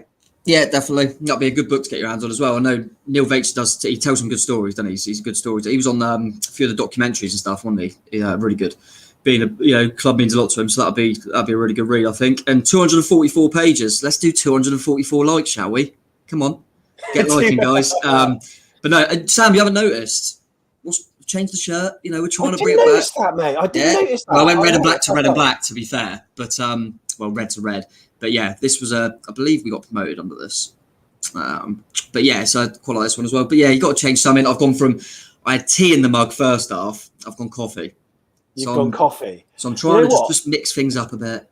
I'm not convinced the time on screen is actually the right time I'm seeing, because not the time on our screen, because I've yet to put it on, but the thing is their clock, he came up a bit later. But for the purpose of people watching this on ACB TV, I will be putting our clock to match what's on screen, but their 45 minutes sort of started about 15 seconds in. So I will be matching the times up very shortly as Stoke have the ball in their half. Huge 45 minutes for us, mate, which will determine our fate in what's a crucial period for the club, eh? Yeah, definitely. And it's not really about this game as such. It's about going into them playoffs, like we keep saying. Regardless of kind of position, Dom Solanke's just trying to get away, and they've done a cynical foul. They're going to get booked. And it's similar to the Cookie one first half. They kind of had to take the book in, just hoping Dom's all right because he stayed down. I think he'll be all right. But yeah, we were just breaking away there. But yeah, we've got it's that momentum with the amount of time you see whatever team seems to go up via the playoffs. They've always had a decent run at the end of the season. Do you know what I mean? Or there's been a good feel about the place. And we don't want to be the team that go into it 3 defeats in a row, because a few weeks ago we looked like we're going to be the form team going into it. So, we're not going to, listen, we'll go into the playoffs and it'll be how we perform there. But a bit worrying at the moment, the way we've been first half, but decent little opening start here. We've got a little free kick, so hopefully we can improve from there. But not doing me very good. I got my vape in hand, Sam. I'm trying to quit smoking going into the playoffs. I'm mental, aren't I? Mate, are you honestly doing that? Fair play to you. Yeah, I didn't really think it through. I thought, why am I doing it going into the playoffs? Probably should have waited, but it's one of them. Hopefully, I think a good karma. That's one thing as well. I'm doing something good. Got any little superstition's got to help, isn't it? But, yeah, it has. Well, you know what always helps, mate? You know what always helps? Come on. Up the Football League. Run away. We get there, I don't know. We get there, I don't care. It's on the way. Come on, lads. Come on, this is it. Come on. We need an improved performance this half. Right, ball goes over David Brooks' head. Great start. Come on, lads. Come on. Come on. Big 45 minutes. And, come on. I mean, if we don't beat Stoke and we do have Brentford and then we do lose it, we've got ourselves to blame. We just don't deserve it. Yeah, that's what I was saying about, kind of Woody's dilemma with rotation and things like that.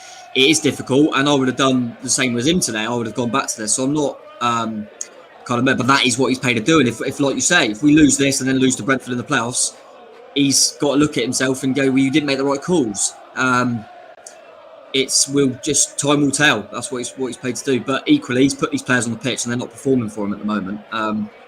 It's not been good enough. We've done it against Wickham. We've done it today where we've given them a goal to hang on to. Yeah. It's the thing that frustrates me. If you keep it 0-0 and you're not playing great, you just got to be patient. But it's a little bit tedious to watch at the moment. But we've still got plenty of time, and they're fouled at every opportunity, which is obviously a worry as well. Come on. Thanks to all the Watchalong setups, Doan has been on chat asking if we've got it. We haven't even checked our emails yet, but we will be going through it. But obviously, you want to concentrate on the game rather than worry about you being on screen, I'm sure. So, but we will go through as many of the as we can. Great to see the guys in Sydney are doing their thing, mate. We've got a picture that's been sent in that we're going to see from the AFC Bournemouth supporters group, and yeah, they're all enjoying a pint, and we'll be getting their photo up very, very shortly as Bournemouth look to break with Dom Solanke, who's just switched it to the left flank. Has he played advantage, or does he give the foul? Played advantage. Yeah, they're there. I mean, they're as expected. I saw that earlier, by the way. It was a while ago, so on the chat. But said about, because obviously we said how we struggle against the little teams and all the teams at the bottom. And I appreciate Stoke aren't actually near the bottom. But what I'll say about Stoke is they set up a similar way in terms of keeping men behind the ball and making it quite nasty and, you know, making little fouls, you know, and good at set pieces and things like that. They're a better team than the likes of Wickham, and you know, they're not near the bottom, but they're just a similar type of team. Is what I kind of meant, you know, with people like Obi Mikel and things like that. But we'll get a little bit of joy now. Kelly down the left at the moment. I hope Kelly's can last as well. Obviously, he's been injured, hasn't he? He might be one that they'll have to take off at some point. It is slow. It is difficult. I see people in the chat saying that, and we need to up the tempo, and I agree. But this is what I keep saying. We've done it the same against Wickham. When you give these type of teams a goal and they've got something to hang on to, it's so hard to up the tempo because they're just set. They're set, they're organised, and you've got to be patient. But we're shooting ourselves in the foot by giving them something to hang on to. And now it's going to be tedious. That is what it's going to be like. And we just got to find a bit of magic.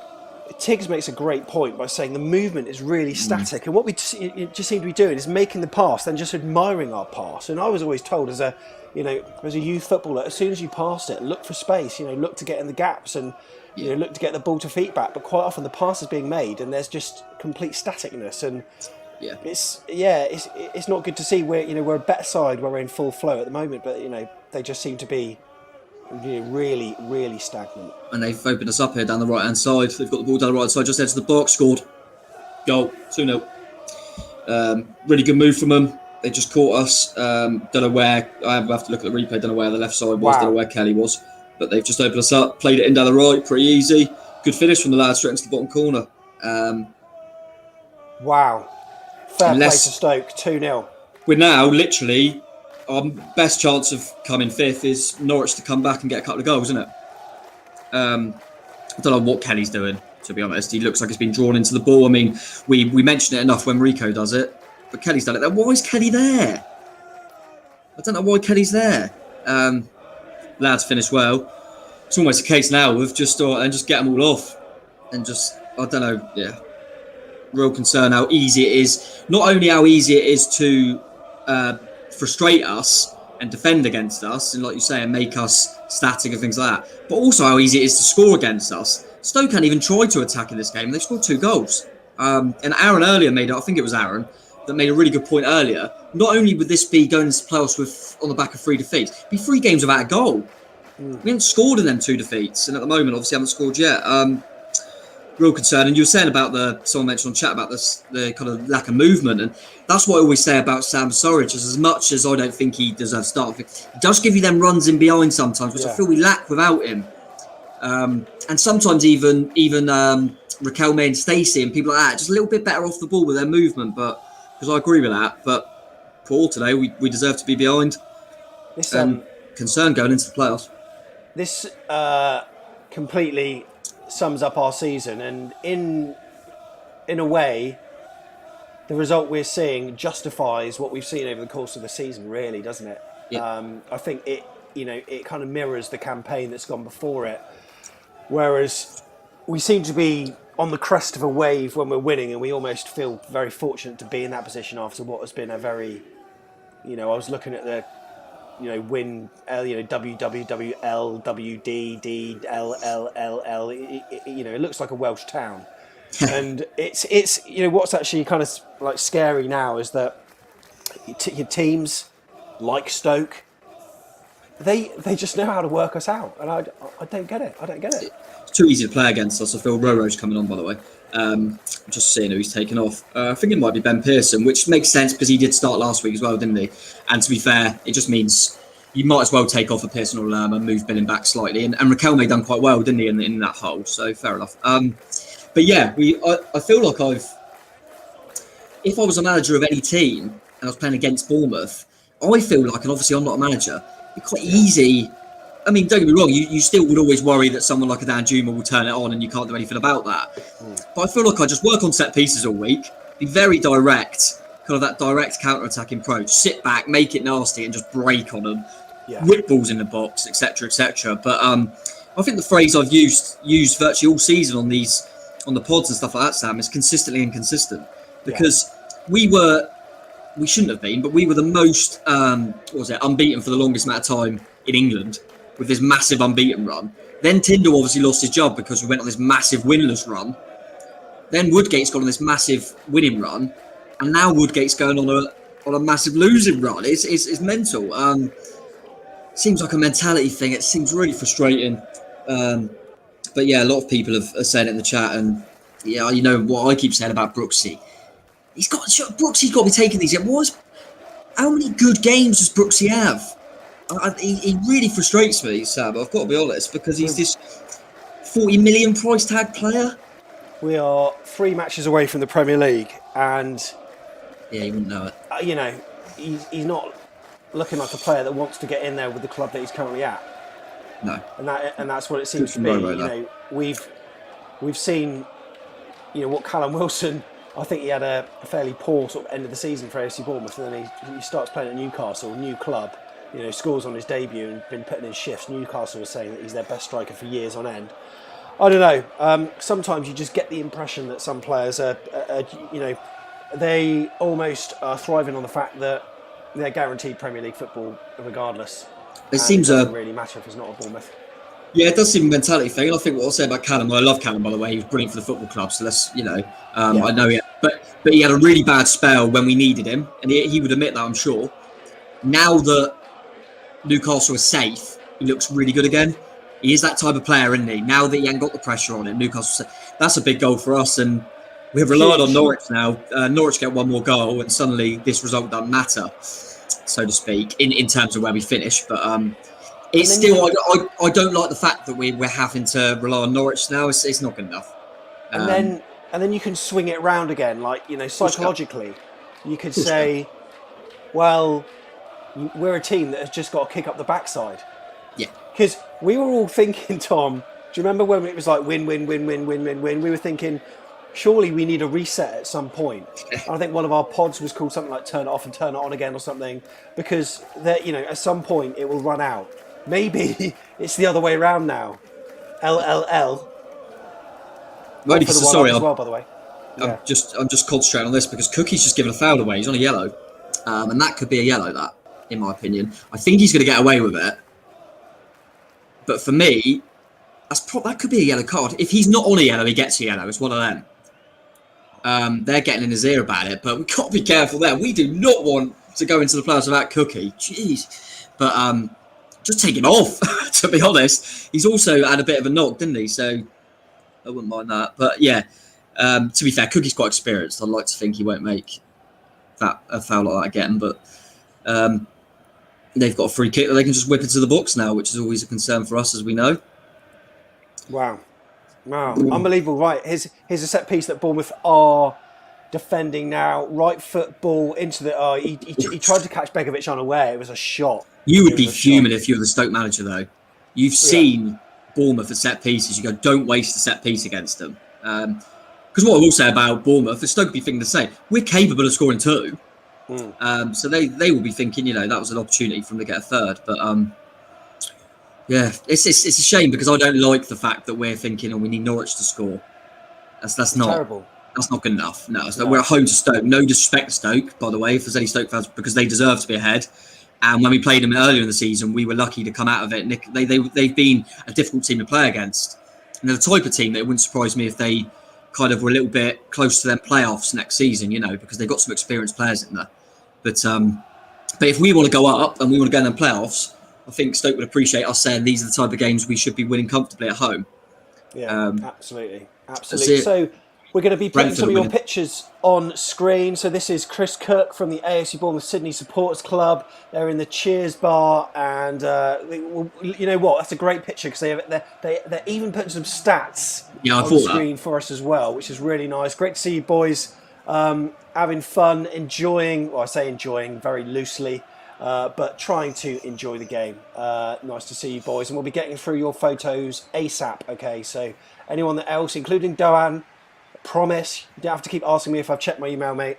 I promise I'll get it on. As Dom Solanke is on the left flank here, he's not going to do anything from there, is he? He's done really well. He did well, but where Yeah. Where was anyone to support him? To be fair, Sam, I think that's one of them ones where we always say Billing arrives well, and Billing's just been moved back, hasn't he? Because Pearson come off, and that's just a real bad timing for that. But Dom done everything he could. Brentford are leading, by the way. So, what do we say Watford Swansea is at the moment? Does anyone? I can't remember if there's been a goal in that Watford Swansea. I think Watford might be 1-0 up. Okay, so that would mean us and it would only be Brentford that are keeping up their run at the moment because they're winning. Go on, edge of the box. Come on, let's see what we can do here. Left-hand side. Left-hand side. Dan Juma's going to cut in on his right-hand flank, trying to make room on his right, but it doesn't. Falls to Lloyd Kelly. Attempted shot blocked. Cross even blocked. Wins the ball back though. Oh, great Go ball. on! Oh, what a good save! What a save by the Barnsley keeper. Wow. I think it's a Stoke keeper. What did I say? Barnsley. Oh, sorry, yeah. Barnsley keeper. That's exactly what I meant. Oh, bloody hell. That was a great move. Oh, no. Who gave that foul away? That was Billing. Billing's been booked. Phil Bill. I just worry every foul when I don't quite see it. It's Cookie. Kelly done really well down the left, didn't he? I think it was Kelly got the ball in. I assume it was Dom who got on the end of it. But keeper done really well. Good reactions from their goalkeeper. Just seeing then, I know it doesn't matter. But Wickham are 3-up against Borough. Why? They must be thinking, why did we turn it on? Have they just beaten Bournemouth and Borough comfortably? Yeah. Oh, it happens, doesn't it, when the pressure's off? But yeah, Kelly's done really well. Just seeing the replay now, really good ball. Dom's done really well to get on the end of it. Just one of that. That was he sort of there was a huge area like of the goal gaping, but he was coming from around the right hand side anyway. So we got another picture from the AFCB Sydney, and look, they're watching the watch-along. Absolutely superb. Love it. That's what we like to see on their phone. Guys, hope you're enjoying the evening. Come on. I think if you never get them, but don't you think Dom's getting pulled down there? He's trying to get his body round, but I'm really interested, Sam. You don't know how you've done it. You accidentally called the Stoke keeper a Barnsley keeper just randomly. He was the ex-Barnsley keeper. Yeah, that's what I'm thinking. Yeah, of course you were. That was always brilliant. Thinking ahead. Absolutely fantastic that was from you. That's the time, by the way, that we're at, because we've got our Tin Pot clock. We are on 62 minutes gone. So just to give you a gauge of where we're at, we count in hours, minutes, and seconds here. We're sophisticated here at Back of the Net, but I'm sure you can work it out. Okay, and thanks to everyone that is liking this video at the moment. Derby County, as it stands, are going down. They're in 22nd. Rotherham. Yeah, Rotherham are staying up, but Derby have scored according to Stu just now. So that now changes. Ain't they down to 10 men as well? Yeah. Joking. Wow. Unbelievable. It's a bad day at the moment. It's a bad day. Don't like it. Well, Jeff. Let's see what we can do. Great on his right foot. Shoots. Hits. You know what? It's not block. falling for us, is it? It's not falling for us. But I'll tell you what. There's type of things that I want to see more of. That Stoke player just literally put his head in the way of a Dan Juma rocket. Do you know what I mean? And they got nothing to play for. I like that about teams, and we're not showing that at the moment. Go on, Roro. He's trying to inject something, which I like. I think the only positive out of these few games, Sam, is that I do feel like, which I didn't really feel like at the start of the season, Roro could actually do something off the bench if we needed him. Yeah. I feel like he has got a bit of something, and credit to him. He hasn't really hasn't had many minutes, but he does look like he's doing something. Sorry, someone in the chat said Derby didn't have anyone sent off. I'm sorry, I thought someone said that at first half, but we got another watch-along set up here from James, and look, I mean, firstly, let's just, what a beautiful shirt on the wall, got to say. Loving the kind of ship steering wheel thing. What do they call it? what's steering that called? Wheel on a it's ship? Not called a steering wheel. It can't be called a steering wheel. What's it It's called? called something, isn't it? I mean, it's probably not from HMS Piss the League. We just got to say that. But when you scroll down, look at these screens. Ooh. It's like the nerve centre. That's beautiful. Look at that. How many? He's got a laptop. He's got an iPad. He's got another laptop. He's got 2 monitors. He's got his Alexa there. Wow. Love it. What a setup. Tom, That's gorgeous. come on, score that. It's up there, isn't it? That is up there. It's hard to beat that. I'm going to go 8.9 because you know that to get a 9, you need like an animal. But we've whipped the ball in. Oh, yeah, because I think the last 9 I gave, there was a cat in the photo or a dog in the photo or something, and it was 8.9. I'm going 8.9. But yeah, really nice setup. Like that a lot. Interesting people in the chat are saying that Roro's ahead of Brooks for them. And I can't disagree with that, actually. We don't know if Stan's going to be back as well, but we know he don't like it on the right. This is just frustrating, isn't it? But I think Roro's injected some in. We look a bit better. But I'm just frustrating. Yeah, not great at the moment. But Dom Solanke's got a little bit of room now on the left-hand side. Just picked it up, laying it back to Dan Juma by the looks of it. Just exchange between the two. Come on, Dom. See what you can do. A goal now could change the game, mate. Of course. A goal absolutely. now could completely change it. And you go and get, even if we draw now, obviously it was not what we wanted to do. Dom's having a pot shot, they've blocked again. But if we were to draw or come back and win this, suddenly then, everything we've been talking about changes because you go, that's a momentum swing, isn't it? 2-0 down, come back. Do you know what I mean? So it's all to play for here with a fair amount of time to go. It's a good shout from Heather. I've said that before. Said about playing Stacey ahead of Brooks. I quite like Stacey wide midfield because I think he's got an engine and he has got a decent delivery. Yeah. I think that's something we haven't utilised enough. I think Stacey and Smith could both play down that right. I think it's gives you a good bit of balance there. So that's an interesting shout. Be careful there, boys. Time is running out though, mate. Time is running out. Yeah, I'm just seeing the relegation battle come on the screen there. But by the way, it's showing the relegation battle. What about Bristol City 19th? I remember when we beat them not that long ago under Woodgate, and they had Pearson, so it wasn't that long ago. They were like nearly level with us. I mean, everyone wanted Pearson. How the mighty have fallen, eh? Absolutely bizarre. And at the time, we were all thinking that it was such an incredible appointment, weren't we? It's awful. I mean, how are they 19th? That is shocking. I must admit, what category did we put Pearson in our tier list? I think we would, we'll take it or something. Or want? Was he in want? I can't remember. I think he was in want with who was he in want with? Maybe Wagner and was it Jukanovic? Maybe I think them three. Yeah, maybe something. Yeah.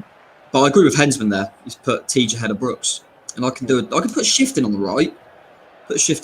But talking about that lack of movement, I was making them movements, wasn't I, Hensman, in the week. But sometimes Sam Davis just don't release the ball, so you almost don't need to. Had a few moments of the Arnie in you, didn't you, Davis? Yeah, I did. Let's be fair. It was a hard match, wasn't it?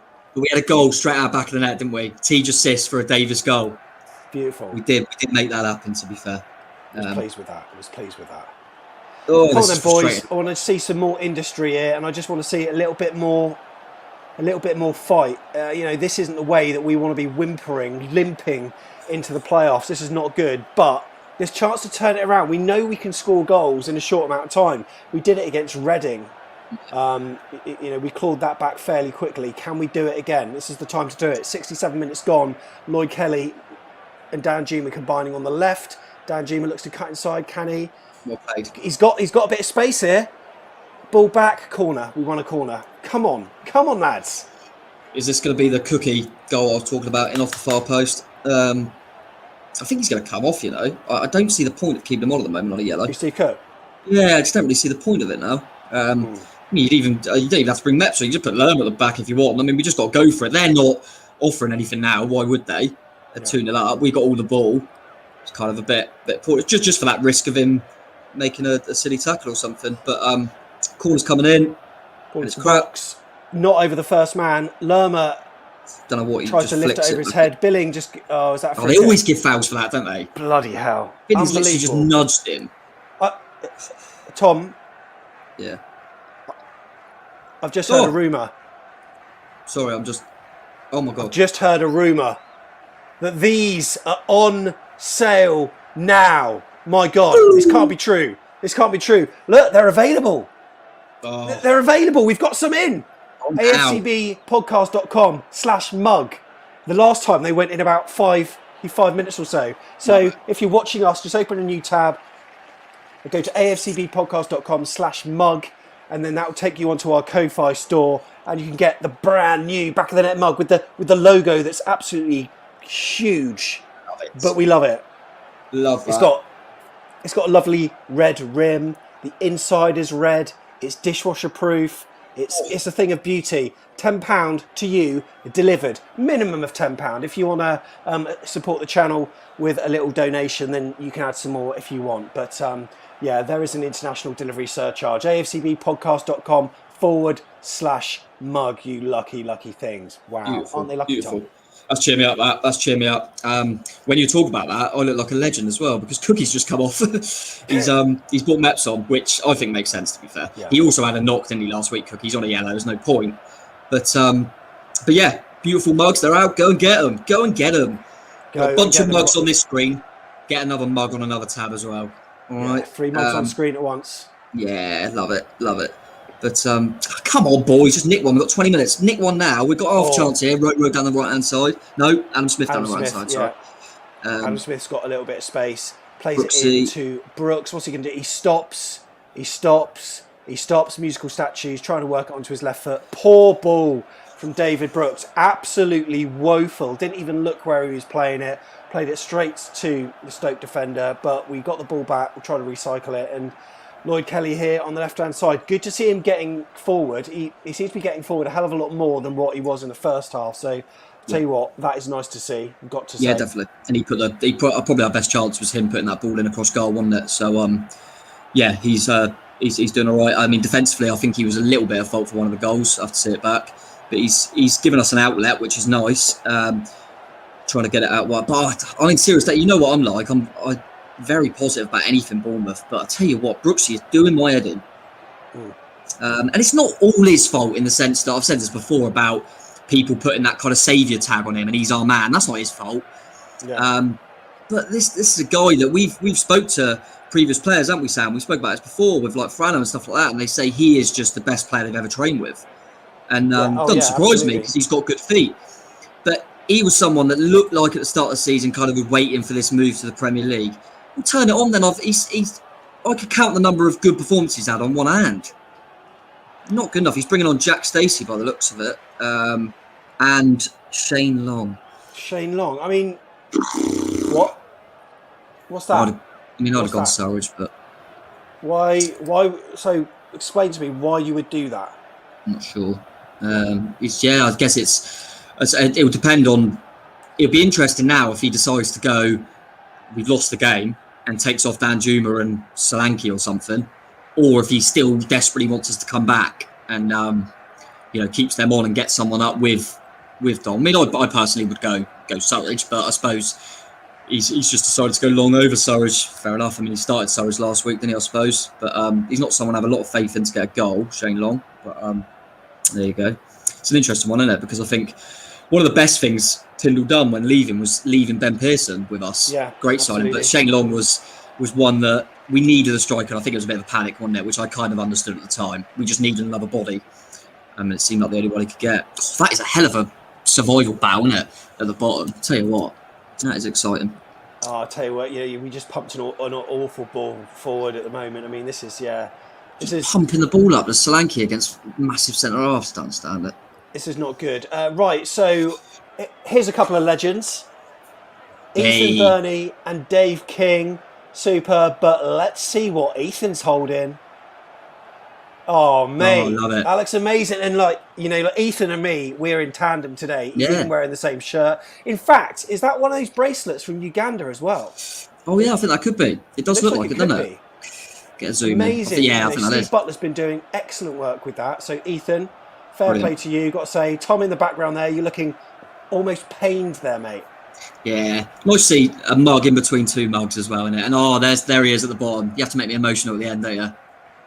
Eddie Howe, the main man. Ethan and Dave, thanks very much. Love to see you both in full kit. And Dave, great to chat to you earlier today. What absolute lads they are. Thank you so much for your watch-along setup. We will be getting through the rest of them ASAP, okay? There's some. we've got Scummer in the chat. They don't care though, Southampton Sam. fan. They don't care about us, but they've come on an AFC Bournemouth fan channel to tell us that they don't care. Interesting, isn't that? Very interesting, yeah. Because that's what I do. That's what I do, Sam. So I don't care about baseball. So what I do is I just talk about baseball all the time because I don't care about it. That's what you do, isn't it? If you don't care about something, you talk about it all the time. Weird, but yeah. Enjoy, Saints.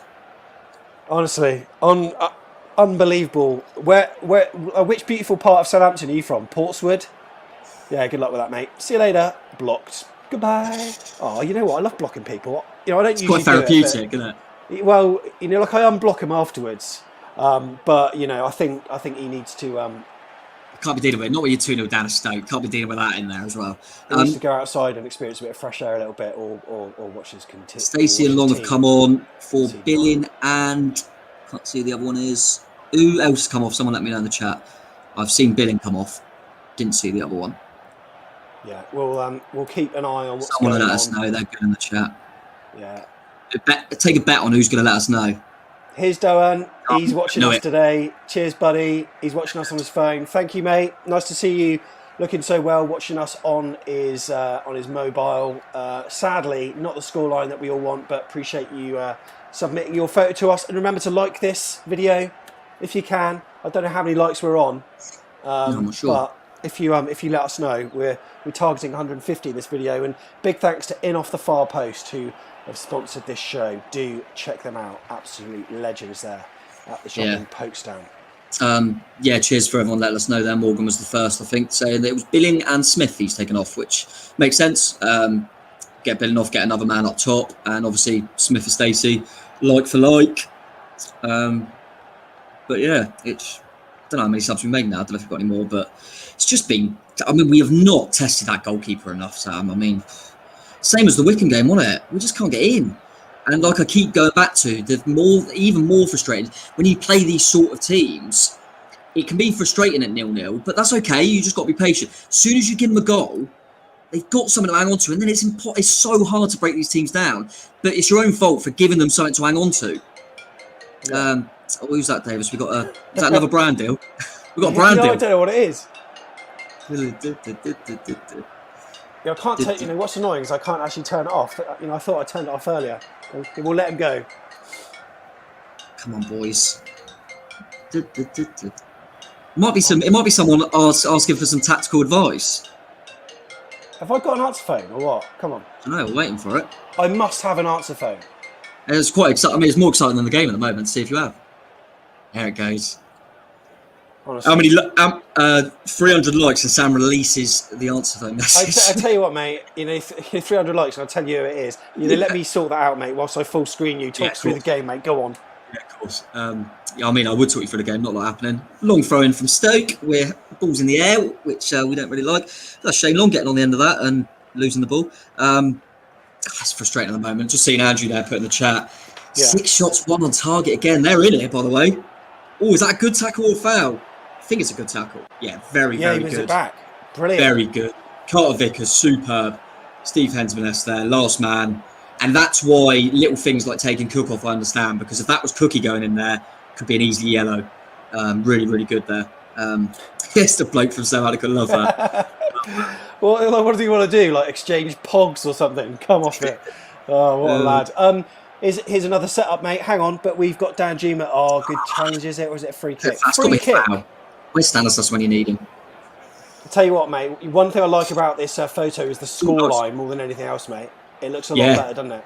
Yeah, we've got a few of them. Who was the two? I think it was the Sydney guys who very cleverly, when they took the picture, it was the stats that we were all right at. It was like the possession stats with the only thing on screen, and that's a nice touch as well. That's when we weren't losing the game. I love this. I like a good scarf above it as well. I like a good scarf. I think they're underrated. So I like that. Dear. God, they've had 13 shots, 5 on target. So maybe I'm doing them a little bit of injustice, actually, saying how they set up on that, because they have got in as well. So they've played their game really well. So credit to Stoke. But I mean, we should get another shot on target here if we can actually hit a free kick over a wall. But I'm not sure who's going to take it. Yeah, well, exactly. Who would take it? David Brooks is behind it. Dan Juma as well. Is does this favour a right-footed shot or what? I don't know. Rather Arnie. Just because I fancy Arnie more hitting a shot than Brooksy, but To be fair, they've both got the technical ability to just. It's a nice, not too close, not too far away. It's quite ideal, actually. It's a good angle. I would have thought for a left footer to bend it around the wall. Yeah, maybe. Juma. Good to have them both sides up though, because the keeper doesn't know who's going to go for it. Here's Arnie. Oh, it looked decent, but crap. He just smashed it in the advertising boards. Is that 3-2 Sheffield Wednesday? This is a hell of a survival. Unbelievable. Yeah, wonder. I mean, you can see what he's trying to do, but he didn't get any bend on it, so he just kind of hit it with a lot of power, missed the wall out, but keeper wasn't troubled at all. It's just showing Carter Vickers' last-ditch tackle here. Yeah. Ooh, Mr. Ticks. I don't think he got near the ball. I'm not sure if it's a foul, because I think their player kind of, you know what I mean? It's like the legs clash, but I got away with it a little bit. Mr. Tiggs was saying just a few moments ago that he feels really downbeat at the moment. I've got to say I do as well. And this kind of, it was so weird having all the optimism a couple of games ago. And now I'm just not feeling it at all, mate. Not feeling it at all. All I will say is, me trying to put, I mean, it's always a worry when Tiggsy's down because we all know Tiggsy and his positive vibes that we love. But all I will say is when I was really, really down and fed up, we just turned it on against Watford and this fight was there and I was like, oh my God. And now I think, oh, we're back again. And then they switch off. It seems to have that pattern this season. As soon as I kind of feel like that give up a little bit on the group, they suddenly turn up. That's all I will say. When I last writ them off was when we suddenly clicked. Do you know what I mean? How many times have we had free falls and things like that and everyone's fed up and then the next week we turn it on. So let's hope that we turn it on the playoffs. Against Brentford. At the moment, it's Barnsley 2-2, right? So yeah, I mean, it's only one goal. Maybe it'll do us a favour playing a footballing side, but we've seen that they can mix it up, mate. Because once they took the lead, they were so resilient, they were so well drilled. I thought they were. You know what? They deserve promotion, mate. They really do deserve promotion. The only thing about Brentford is, the only thing about Brentford is they probably deserve promotion nearly every season and seem to mess it up, don't they? But they are a good side. But yeah, I mean, what will be interesting is what Barnsley are doing at the moment, because if they don't know our score, they probably think they need to win. Yeah. Oh, they just got the cross. Good defending by Stoke. If they know that Bournemouth are 2-0 down, they might be sitting on the draw. So it's interesting how that game's going. But Norwich are a quality side, so it wouldn't surprise me if Norwich went and got us out of jail, so to speak. But a nice little setup there as well. Here's Morgan's Watchalong set up, looking good. Morgan, he's got live.afcb .co.uk on his screen there, looking superb. Got to say, it's the Watchalong. He's got the mug there. Of course he has. He's got his Diet Coke. He's got his back of the net mug. You know what, Morgan? Happy days with that. Pleased with that setup. What score are you going to give him, mate? I'm trying to think what I gave Morgan last time. I think he's always solid in and around the 8, so I'm going to stick with that. But I do like that the mug's always there. It's always there. You might have a Diet Coke, but the mug's always there. So big up Morgan for that. And I'm just looking at the... Bloody hell, Derby are below Rotherham and Sheffield Wednesday at the moment. They're 11 on points with Wickham. How's that happened? Derby. Was it Derby that had some kind of bid that's been failed, some failed takeover bid or something? There were some things like that. What I will say, Sam, if Derby go down, I want you to clip it up. We done a league table thing, and I remember going, you know what, Sam, I think Derby could go, and you were shocked, and you weren't having any of it. So I want a little clip of that, just to be, because I'm getting absolute pelters for that, because I said we win the league. So I'm trying to find any sort of win there. But yeah, I think when you bring in an inexperienced manager, sometimes it can go one or two ways, can't it? And it ain't going well for him. But this is awful, Sam.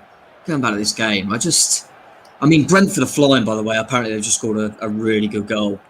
And I tell you what, they're a team on confidence, and we're going, Yeah. This is just... good to see that Dave King, he said, can I have a mug from your stash earlier today? Beautiful. There you go, mate. One is winging its way to you very, very soon. And if you want to get your hands on one, then go to afcbpodcast.com/mug. Personal deliveries will be made where possible, either myself or Tom or Tiggs, maybe even Chairman Jeff if we can get him out of retirement. Who knows? But we'll make sure we wing one to you. afcbpodcast.com/mug if you want one of these brand new designs. How many of that? I'll tell you what, I'm going to end up doing a Lucy with them if we keep playing like this in the playoffs. Tell you what, but Abby makes a good point there in the chat as well.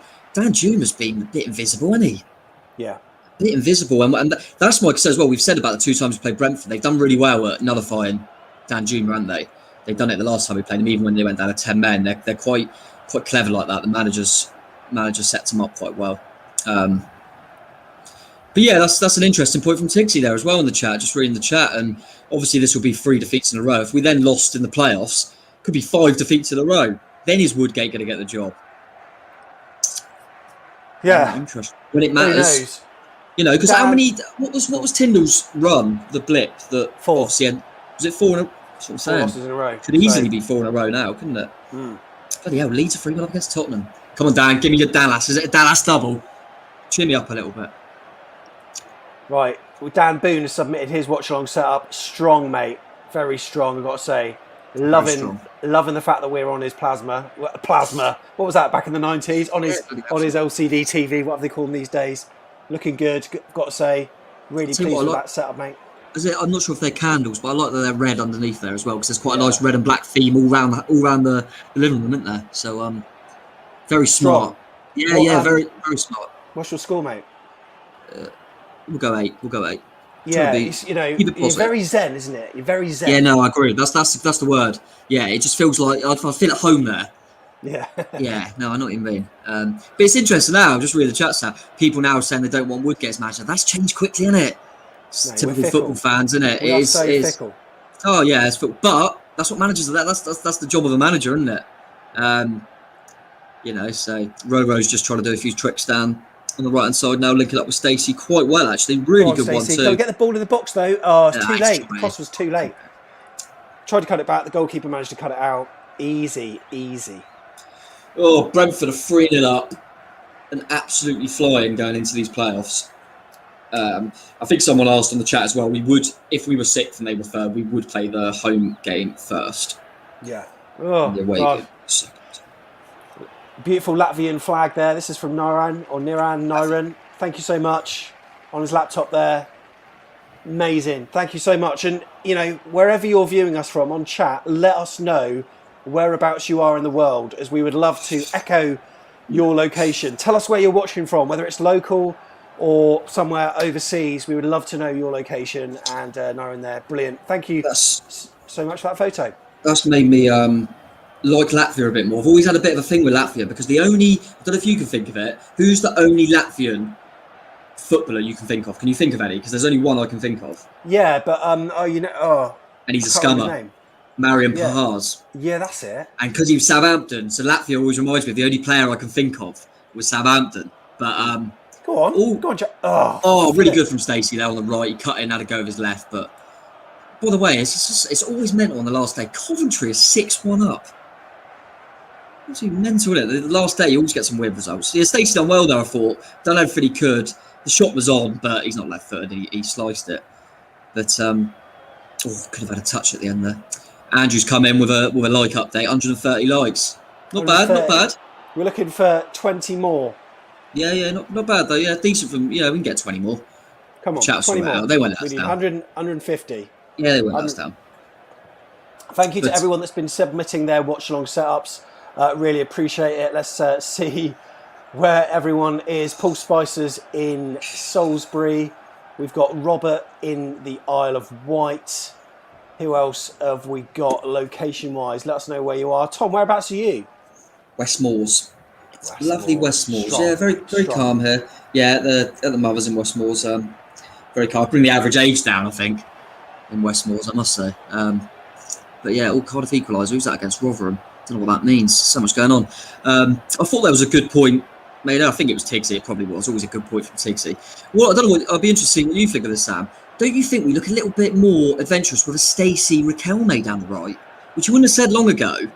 But I quite like. Well, don't you think that this, since them two have come on, that's where everything's come? Not Dan Juma. Yeah.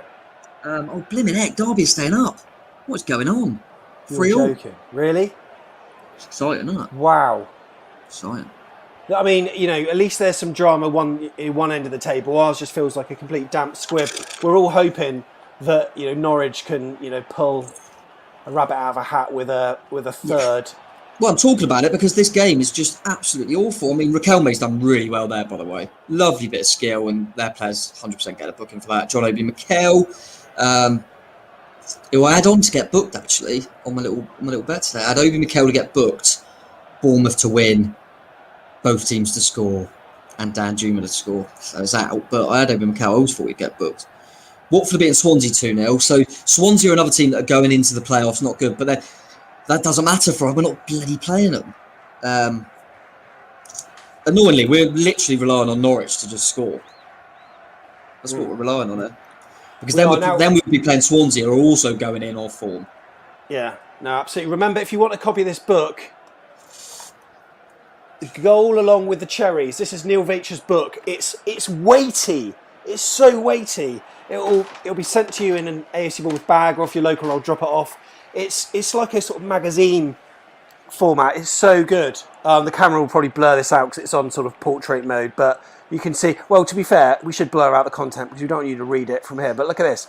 This is amazing. 244 pages, and you can win it just by simply liking a tweet. Simply liking a tweet. Just go to the address that's scrolling across at the bottom of your screen, like the tweet. Tomorrow, Jeff Hayward is with Keith Miller, star of the promotion campaign, first ever promotion campaign for AFC Bournemouth, 1970-71. It's our 50th year anniversary. It'd be a nice symmetry if we could get promoted this season, eh? And also Neil Veitcher, club historian as well. So do join us for that tomorrow, 8 p.m. We'll have a second look in the afternoon as well, mate. And it's not going to be a pretty one, is it? Oh yeah, God. It's it'd be interesting what the vibe's like because it's weird, isn't it? We're getting into them playoffs, but we all kind of were really excited because we thought we've got a couple of games that don't really matter. That's quite nice, you know. We're not having any nerves, but it hasn't helped this group, has it? They really struggle to get out for these sort of games. But yeah, it's frustrating at the moment. Like I say, Swansea are not going in on too good form, but so if Norwich can nick a goal, I feel much more confident going into it against Swansea just because they're losing as well. But we're relying on Norwich to score, and that's not good enough for me. I don't like that. 5 minutes added on. Roro, the only shining light again, I thought he was against Wickham. And to be honest with you, he might have hurt the right to start because I don't see, I mean, Stanislas obviously injured at the moment. I don't see him being back to start. I mean, in the last two, I would look at it and go, tell you what, you've been head and shoulders above David Brooks. I mean, I don't think Woodgate would do it. I do think Brooks, for some reason, seems to still start. But, yeah, I think Riquelme's been a lot better in the last two anyway. We're trying to loop a ball over to Dan Juma down the left, who's been invisible today, which is a concern as well. He's been fouled. Hopefully he's all right. Free kick, whip this one in. If we can get something on the end of this, it might spice up the last couple of minutes. But if we don't score from this set piece, which we've taken quickly and short, which seems absolutely mental, but to be fair, we're crap at them anyway. Dan Juma on the right, Mepham. I mean, we're just knocking it backwards now. Bit of a waste of a free kick. We're down the left. Riquelme finally delivers a ball. Great ball. Oh, I thought it was in. Yeah, straight at the keeper. Count that as a pass back, but yeah, at least Roro decided to put a ball in the box. I can never understand that. Last, stoppage time, you're losing. You decide to just muck around with, just put the ball in. But yeah, Roro finally did. I think it was their player, wasn't it? Yeah, he just kind of blocked it and it went into the keeper's hands. So interested if we got a stat update. I don't know how many attempts we've actually had compared to Stoke, but it's been, honestly, this second half, the first half wasn't great, but what has happened in this game? We've spoke so much about the survival Saturday and stuff like that because there's nothing to talk about.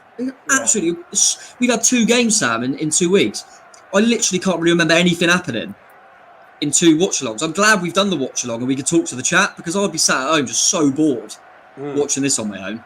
So it's nice that the chat have been there to, spice up a little bit and be enjoyable. But it's a nice little ball over the top.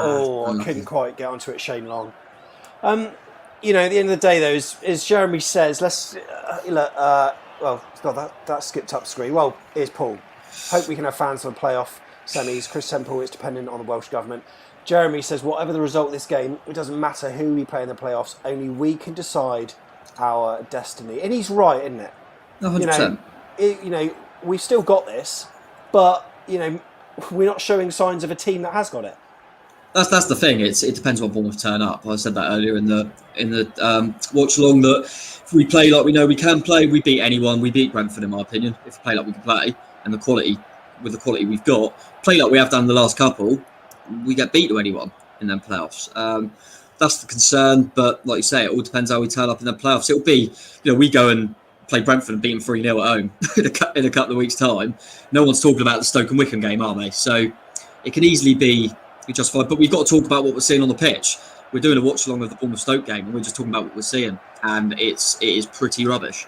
I'm almost certain that Milchman on chat was the one that said it was going to be 2-0 to Stoke. Yeah, I'm pretty sure he said that, and he was bang on with that, mate. And he obviously saw it coming. We didn't, but yeah, I mean, there was not great. It was weird. I think on like form and all the different statistic things, there's someone I got on Twitter who does like tips and stuff, and he called Bournemouth at home to Stoke the banker of the day as a Bournemouth home win, because Stoke rubbish away from home, don't score any goals, all this stuff. Bournemouth at home and all this rubbish, all the stats, was Bournemouth was officially the banker of the day. I'll tell you what, I'm really pleased we're doing the watch line, as I say, but if you've watched this on AFCB TV, which most people are, paid 20 quid to watch these last 2 weeks. We haven't tested a goalkeeper, really. What a waste. Awful. And I don't like that about the team just have not shown up in 2 games. And a lot of changes, so a lot of players have played. And like I say, apart from Roro, no one's really staked a claim, in my opinion. No one's shown that they're up for it. Really disappointing. And it looks as if the referee any second now is going to blow the full-time whistle as soon as they manage to clear it, which they probably will do after this. Yeah, I'm giving up. Yeah, they're going to clear it. Final whistle will go. And there we go. Full-time, mate. Rubbish. Wow, what can you... Wasn't that poor, mate? Wasn't that poor? Really, really poor. Like I say, we've all got a... once it all dies down and we get into the next few weeks, all focus on the playoffs and how we can do, and we've got to turn up for that. And all the players will be saying them sort of things, the cliche things of, it's all about the playoffs now and we go again, all that rubbish. But just talking about what we've seen over the last 2 weeks, and absolutely useless. I mean, we haven't done anything defensively, poor goals to concede, and going forward, non-existent. No one's turned up, and it's a concern. And I'm literally just looking now to see if Norwich can help us out, but they can't. The game is over, and the playoff games are all complete, and we have finished 6th, and we will be playing Brentford, who have finished 10 points ahead of us, by the way. And Swansea finished 4th, and they'll be playing Barnsley. And I think a lot of people were expecting a Brentford-Bournemouth final. That cannot happen now. And yeah, we finished closer to Reading than we have Brentford. You know what? I wish we had some grit and determination of those from yesteryear. And Albert, thanks very much for that. That kind of, AFC Bournemouth old school logo. Absolutely love that. And together with a signed shirt. Thanks for doing that, mate. Thanks for sending that in. Really appreciate that. And yeah, I kind of wish we had the player that was handing that over to the opposition at the time, because we just we lacked the desire today, mate. Completely lacked it. And we're now playing the match that Kirk wanted, but we all didn't.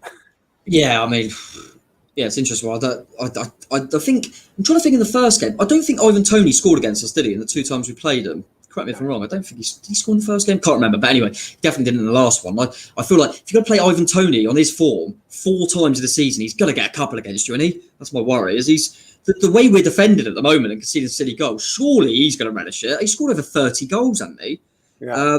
So that's a concern, and they've nullified Danjuma every time we played them. It is a worry. I think now I've said going into these playoffs when we were kind of nailed on that we would arguably be one of the favourites. I would say we're the least likely now. I'd be interested what the bookies say, because you'd look at it and go, you'd expect Brentford to beat Bournemouth on form and over the season, which is a worry. But to flip it, the 2 best teams in the league, Watford and Norwich, could not beat us this season. We've seemed to be better in the games that we've had to get up for. We've said that before. When we were on a bad run, looking rubbish, we turned it on against Watford. We turned it on the other week against Norwich. So let's just hope we can just suddenly flick the switch. It hasn't surprised me all season when we're rubbish. It hasn't surprised me when we suddenly turned it on. It's a mentality thing with these group of players is a concern. We saw it last season as well. I feel so deflated. I feel deflated. I don't feel aggrieved or whatever, but there was such a lack of diligence there, composure, so much possession we had. 75% plus as Dot on chat, Jesus. and only one or two exciting moments. Well, What's that all about? We score when we want. You're having a laugh. When their goalkeeper barely had to turn up, and we've had 75% of the ball. I mean, you've got to do more with that. If you've got that much of the ball, God, you've got to do something with it. You can't tell me that a team like Brentford, if they had that much of the ball, wouldn't have opportunities. That's concern. Is it's easy to defend against us, and it's bloody easy to score against us as well, because they've had 20 to 30, less than 30% possession. They've scored 2. A worry. Would earn his money now. We'll have to get into them playoffs and get them motivated and get them ready for the playoffs. We've got a little bit of time to either dwell on it or to learn from their mistakes and work on things in training and get up for it and show Brentford, do what Fulham did, because Fulham lost to Brentford. I think Brentford done the double on Fulham last season. And Fulham went and done them in the playoffs and went into the Premier League. So we've got to look at that and know that in the playoffs anything could happen. We can have no grievances if we don't get promoted, though, can we? Because finishing 6th, limping over the line like that, we deserve what's coming to us. And Brentford are a team that have proved twice this season, 100% of occasions this season, that they can do it. Maybe they'll do that again. It's absolutely scary. By the way, Chris Hubble, if you want one of these beauties, yes, you can have a mug. Not that it's any solace to us that you purchase it, but what it does help is to keep this channel going with financial support, which it costs money to run. So to get one, mate, that's the address at the bottom, afcbpodcast.com/mug. Straight after this is the free-for-all. And can't say I'm looking forward to it. We've got our second look over the weekend and also chat with Keith Miller from this campaign, which is charted in the Goal Along with the Cherries book from Neil Vacher, which you can win just by liking a tweet. That's all it is. Bottom of the screen, show you how to do it. afcbpodcast.com/book. That will take you to the tweet. Like it. We've also got the post on Facebook. Tom, it's been a pleasure, mate. Yeah, I wish I could say the same now. No, it's like I said, it's been better to do these the last couple of weeks, because otherwise just be sat there. It would have been hard to watch. So yeah, it's been nice to engage with the chat and all that over the last few weeks, because the football hasn't been great. But yeah, as Paul says there, anything can happen, and like we keep reiterating, we are a good team when we decide to show up. So we show up in the playoffs, we'll be absolutely fine, and we won't be talking about these games. So man, it's a frustrating one, but we've got it. It's all about the playoffs. So if we turn up in that, everyone goes, "I didn't matter, did it, that we didn't turn up in the last 2." So let's see. Pressure will be on Brentford. They'll be expected to win. They don't like the pressure. We've seen that 8 times they've been in the playoffs, never got out of them. So still stay confident. We'll be all right. We'll go up. Don't worry about it. It'll be fine. We might as well stay positive now and see what happens. And listen, let's just see what happens. We've got a while now to the playoffs. Yeah. So let's just keep that faith. Bring it on. Come on. Let's just try to bloody enjoy this thing, whatever's going to happen. Look, and we all like the championship anyway, let's face it. So it's a win-win situation. 2-0 to Stoke against AFC Bournemouth at the Vitality Stadium. Thanks to everyone that's bought a mug and supported us. You've had a couple of super chats. You know who you are. You're absolute legends. Thanks to In Off the Far Post for sponsoring the show. Paul Orchard, superb to chat to you. If you haven't seen the chat between me and him at the shop, rewind back right now to around halftime and you can see some footage. Right, free for all time at the end of this video. It should automatically take you there. And Tom, no doubt I'll be seeing you on the second look very soon, eh? Absolutely. Enjoy the free-for-all. Let's keep positive. You've got to look at the last 2 performances and they deserve to be critical. But look at the bigger picture. We've still got the playoffs to come. We're still in there, and anything can happen in them playoffs. So, you just got to do well in 3 football matches now, hopefully, and we could be back where we want to be. So still all to play for. So keep positive, guys, and cheers for all the support as always. Up the Cherries.